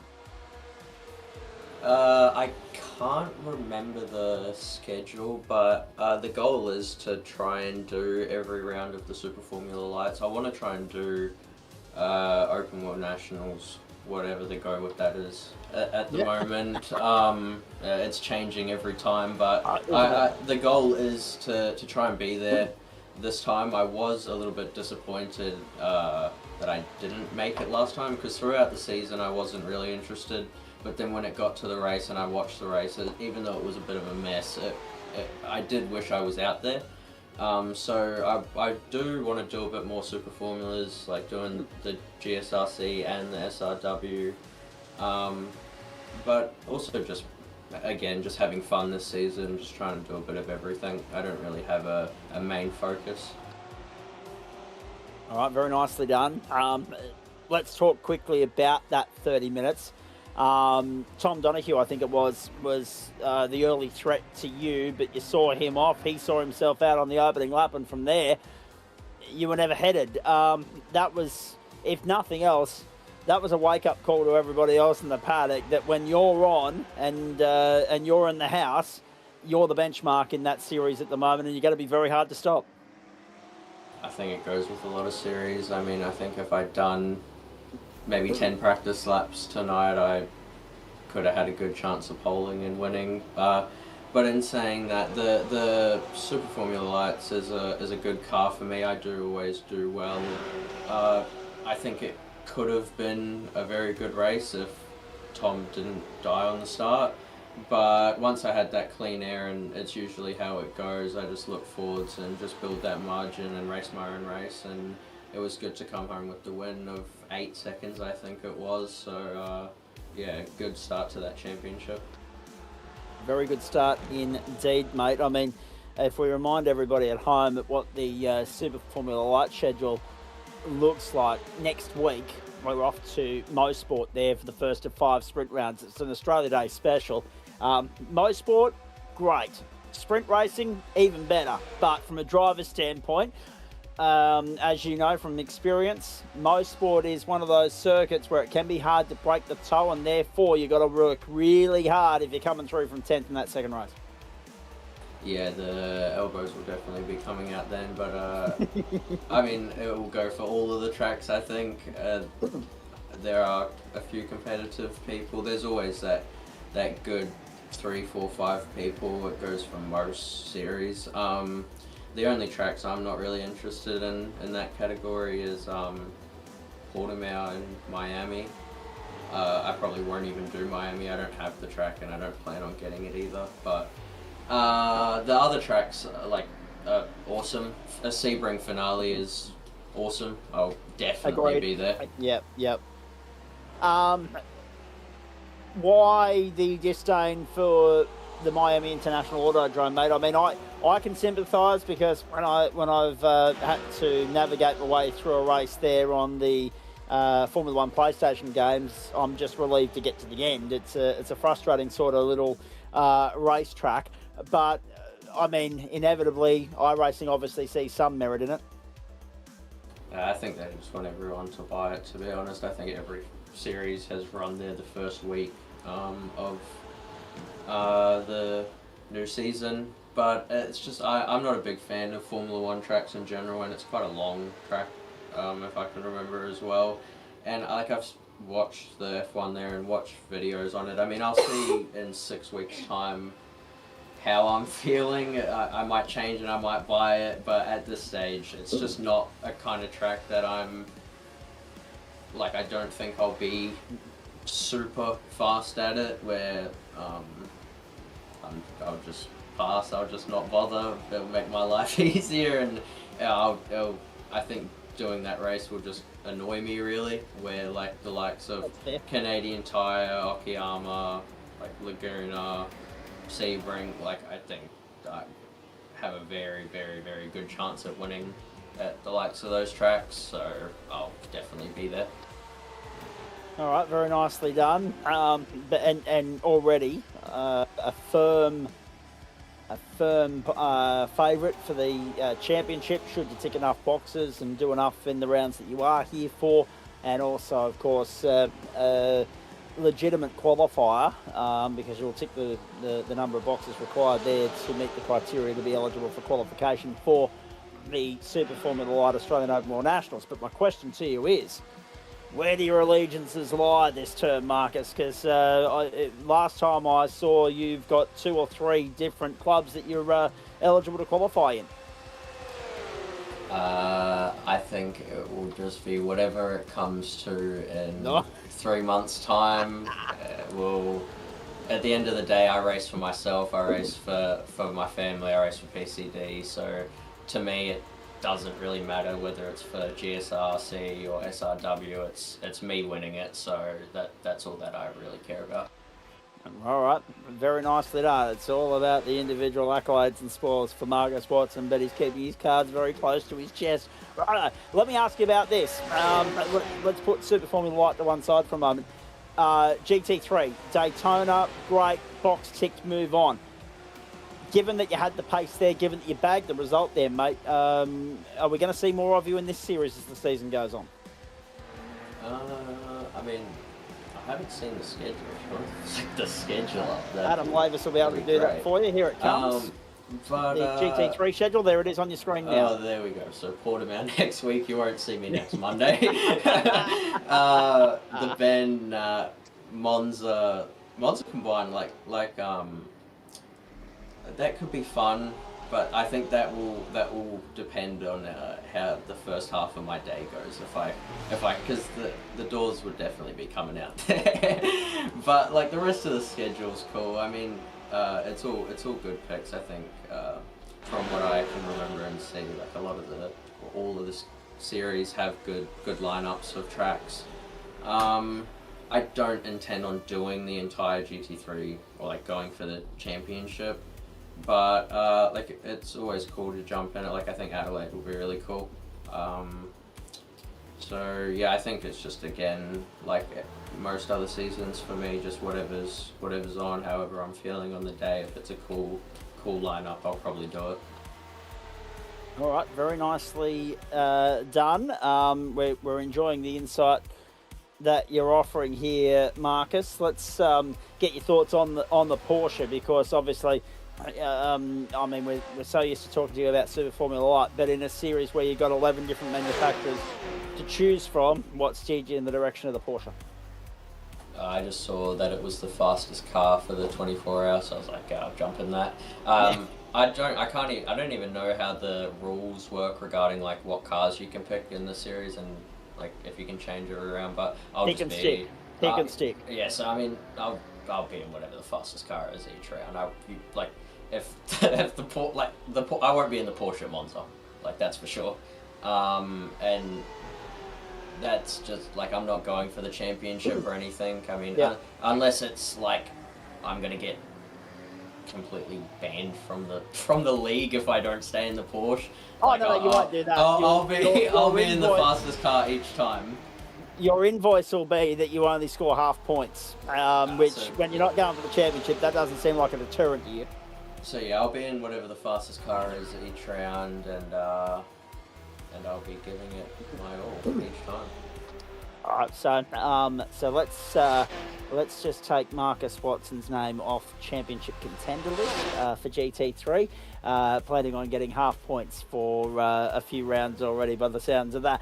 Although it is interesting to use that as a way to lead into the next talking point, mate, and that is what else is on your racing radar this year. And I don't mean just with regards to GSRC, but we know that this caper has taken you to far-flung corners, to much bigger and better, opportunities than the GSRC. So what does your racing schedule look like for 2026, and will we see you in any of our other offerings in Term 1?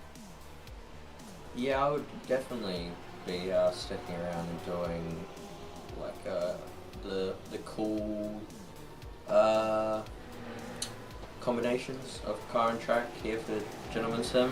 I think is it Wednesday, the Aussie racing cars and the V8s are at Watkins Cup. Like I'll be there. That's awesome. So even though I don't like the V8, I mean it's 5 corners. I'm sure I'll be right. So like just things like that. Like it's always cool to do. And then like for any like LAN events and like overseas things, we have no word on anything yet, so it'll just be whatever comes up. I'll be putting my name forwards and trying to get out of this country as much as I can, really. Not planning on sticking around is how I'm reading that one. Hey, listen, how was the summer spent, mate? Did you actually get much time off? It was actually quite weird because I do just love racing, so it's what the Gentleman Sim platform is really good for. I just get home from work and can jump on and race something. But yeah, it was a bit weird for that few weeks. Nothing was on at all, and I was sitting in my sim playing other games like FIFA or something. So it was I wasn't enjoying it, but it was definitely I'm definitely keen to get back into it and keen to be racing every day again. So a break from racing, yes, but a break from the sim rig and the gaming side of life, no, not necessarily. That's how I'm reading that. Very good. You've been very good with your time, as always, Marcus, and it's always good to catch up with you, mate. Let's hope that we get the chance to do it more often as the season goes on. Who do you want to thank on the way out? Yeah, as always, my family for all their support and help, PCD Racing, and you guys for the awesome broadcast every time. Oh, it's our pleasure to do it, mate, especially when the racing is as good as it was tonight. Great to catch up, mate. Go and get some sleep. Well done. We'll catch up with you next week for the Super Formula at least, but not for the GT3. Yeah, thanks, guys. See you around. And keep an eye out for him on Wednesday night as well. There he is, Marcus Watson. We've still got a few boxes to tick here, though, ladies and gentlemen, because we've got to bring you the results from GT3 Pro-Am and Am. Now, I'm going to preface this by saying, based on the comments made to me as we're switching over between servers at about 8:40 Eastern Daylight Time, ladies and gentlemen, and by the way, it's 20-1 in New Zealand already. It's 20-8 in WA, and it's 20-11 in most parts of the progressive and civilised eastern seaboard of the continent. The usual rigmarole that Adam Lavis goes through at the start of every campaign will prevent us from giving you an accurate look at the championship standings tonight, so we won't bother with that because there'll be some moving and shaking done with regards to who's in what servers and splits, etc., particularly in GT3 Am, where we had in excess of 45 entries. What have we got here? Is that Am? Pro-Am, firstly. Aaron Schotter from New Zealand getting the job done ahead of Lachlan Pryke and Austin Edwards. Was it Porsche fanfare there as well? Looks like it.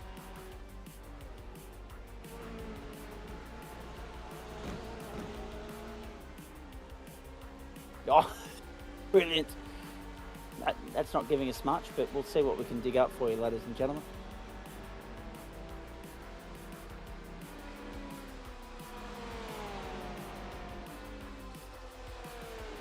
Here we go. So, GT3, Porsche, Porsche, Porsche, Porsche, Porsche, Porsche, Porsche, Porsche, Porsche. Okay. I see where this is going. Thank you, Adam. Top 10 Porsche in GT3 Pro-Am. Bloody hell. Normally there's a little bit of, point of difference between the three splits. Not tonight. Have a look at that. If you thought there were a lot of Porsches in GT3 Pro, look at Pro-Am. So Austin Edwards was third, Bobby Camo fourth, John Wright, Troy Hollingworth, Nathan Michael, Rodney Gullin, Andrew Neal and Leo Dreyer. The top 10. Oh, we've got a bloody South African on the grid. Have a look at this. So it's like, looking at that leaderboard, it's like Rugby Tri-Nations all over again. How good's that? So, we just continue our stamp of authority on the sim racing world, ladies and gentlemen. We just continue to add countries to the catalogue of where we have members getting involved. We love that. Excellent. Good to have Leo Dreyer on board. 1.6 the winning margin there. Aaron Schotter to Lachlan Pryke and Austin Edwards well back. 34 laps completed there as well. And they've gone the same miles, the same distance as what GT3 Pro did. But a Porsche 1 through 10 at least. And I don't really need to go any further into the field to tell you just how dominant the Porsches have been across the three splits tonight. Let's go to split 3. Let's go to the Am split. Same again, Adam. I'll get you to run down the leaderboard for me just so that we can give everybody at home an indication as to who did what and who was driving what. Because this will set the standard probably for the rest of the season, unless Adam gets inundated with messages tonight saying, oh, can we go to something else? You're normally not allowed to, but if you do it early enough in the season, they will go and use some discretion. I see some variants. Yeah, so do I, particularly second. Is that a McLaren in second? Let's have a look. No, it's a Lamborghini. Oh, nice. So Porsche first, Lamborghini second, third Porsche. Yep. Acura in fifth for Dale Atkins. Nicely done. McLaren in sixth for Tim Watson. That's Mercedes in seventh for Colin Bennett. That's 5 different manufacturers. Audi for Tristan Koch. Wowee. Audi for Scott Wooden and Andrew Bailey in a Mercedes. Wowee.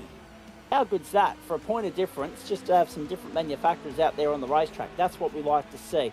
Cameron Dakin Dakin, I should say, too good. Or Dakin, yes, I think I got it right the first time. There's a silent, invisible Y in there, ladies and gentlemen. So Dakin got the job done.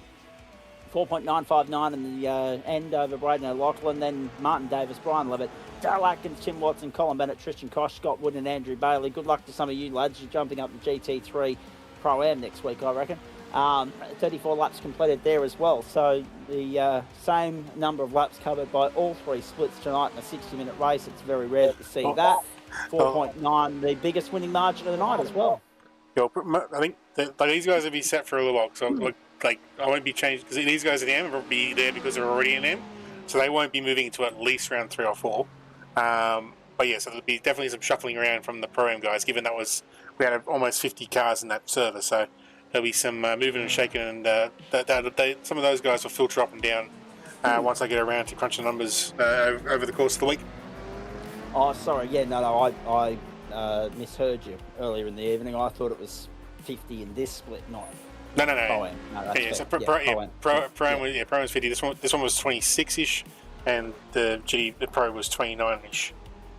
Yeah, not bad. Not bad. Some good fields throughout the course of the night and some good racing, but as we said, there's a bit of recalibrating to be done, so we won't bother with the championship points tonight. The life of Aaron, fire up Marcus fans. Good.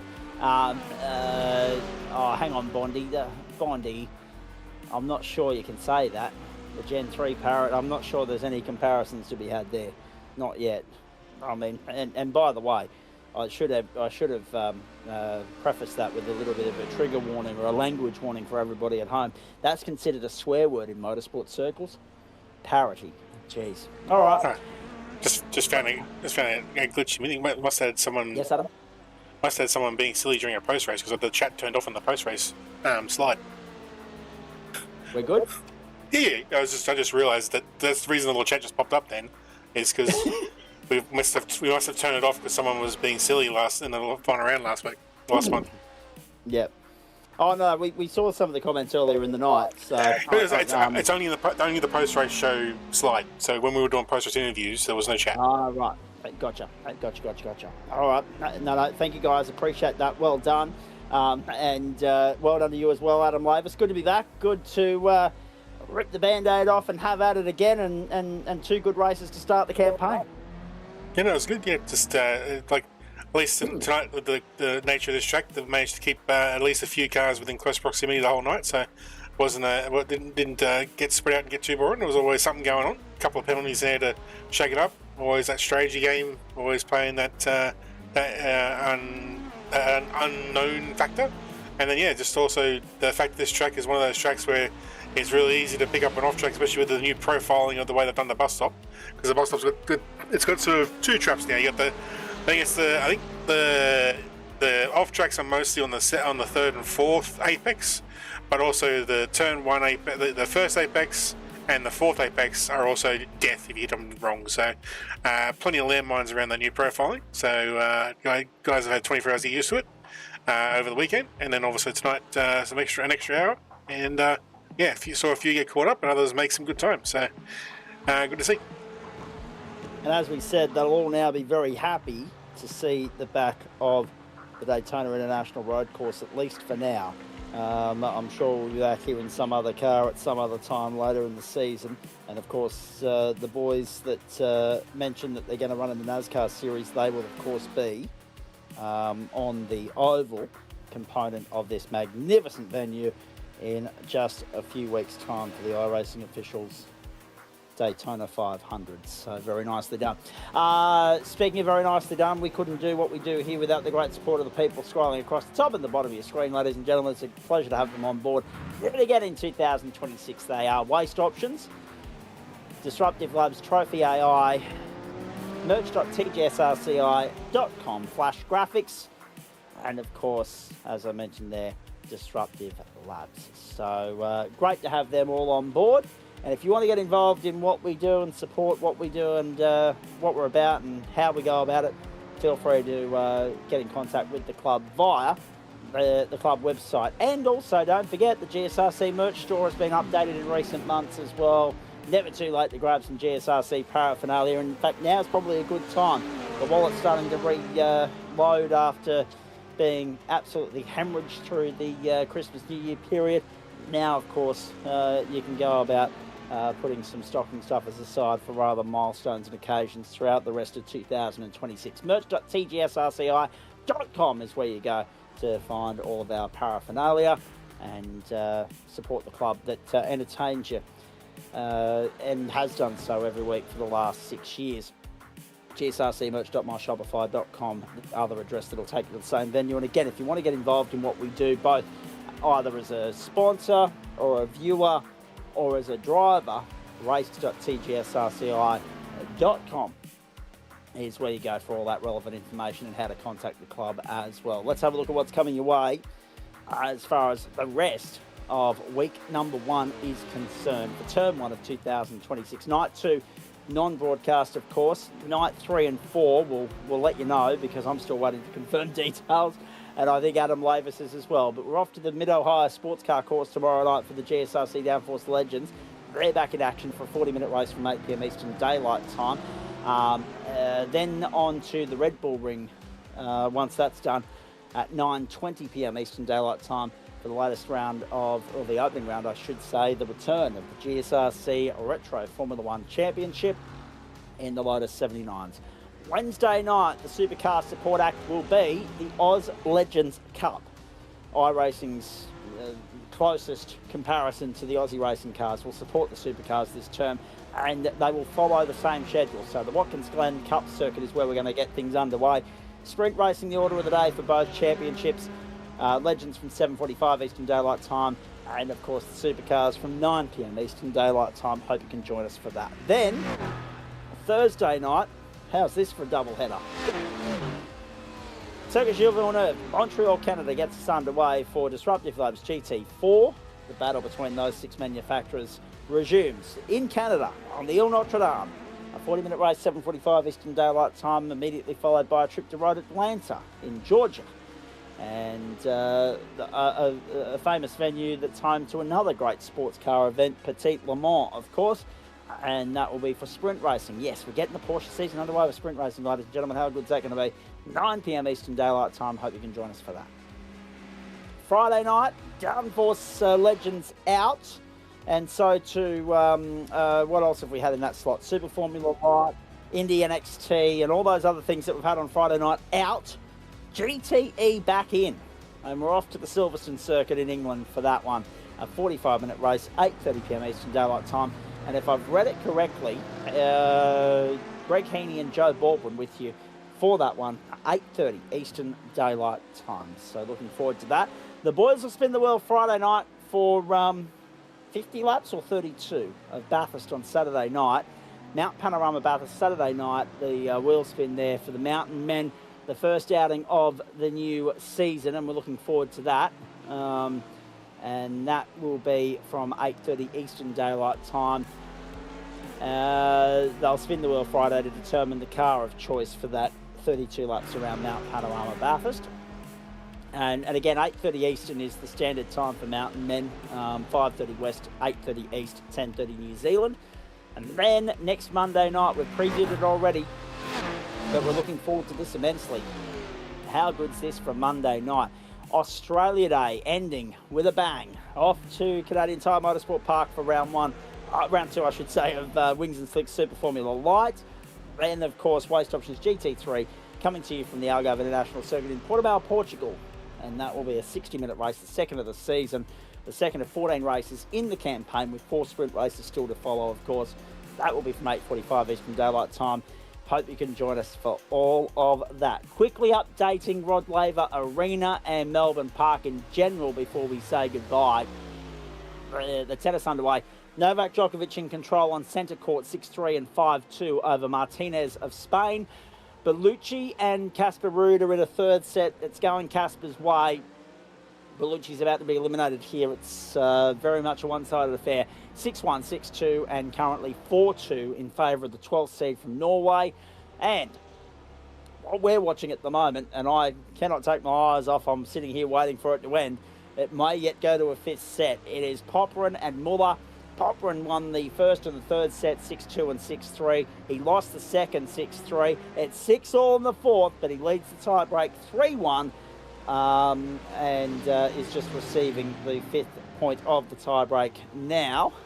That means he'll have the next serve, and he'll do so at a 3-2 advantage because he just lost that point. So he leads the tiebreak 3-2.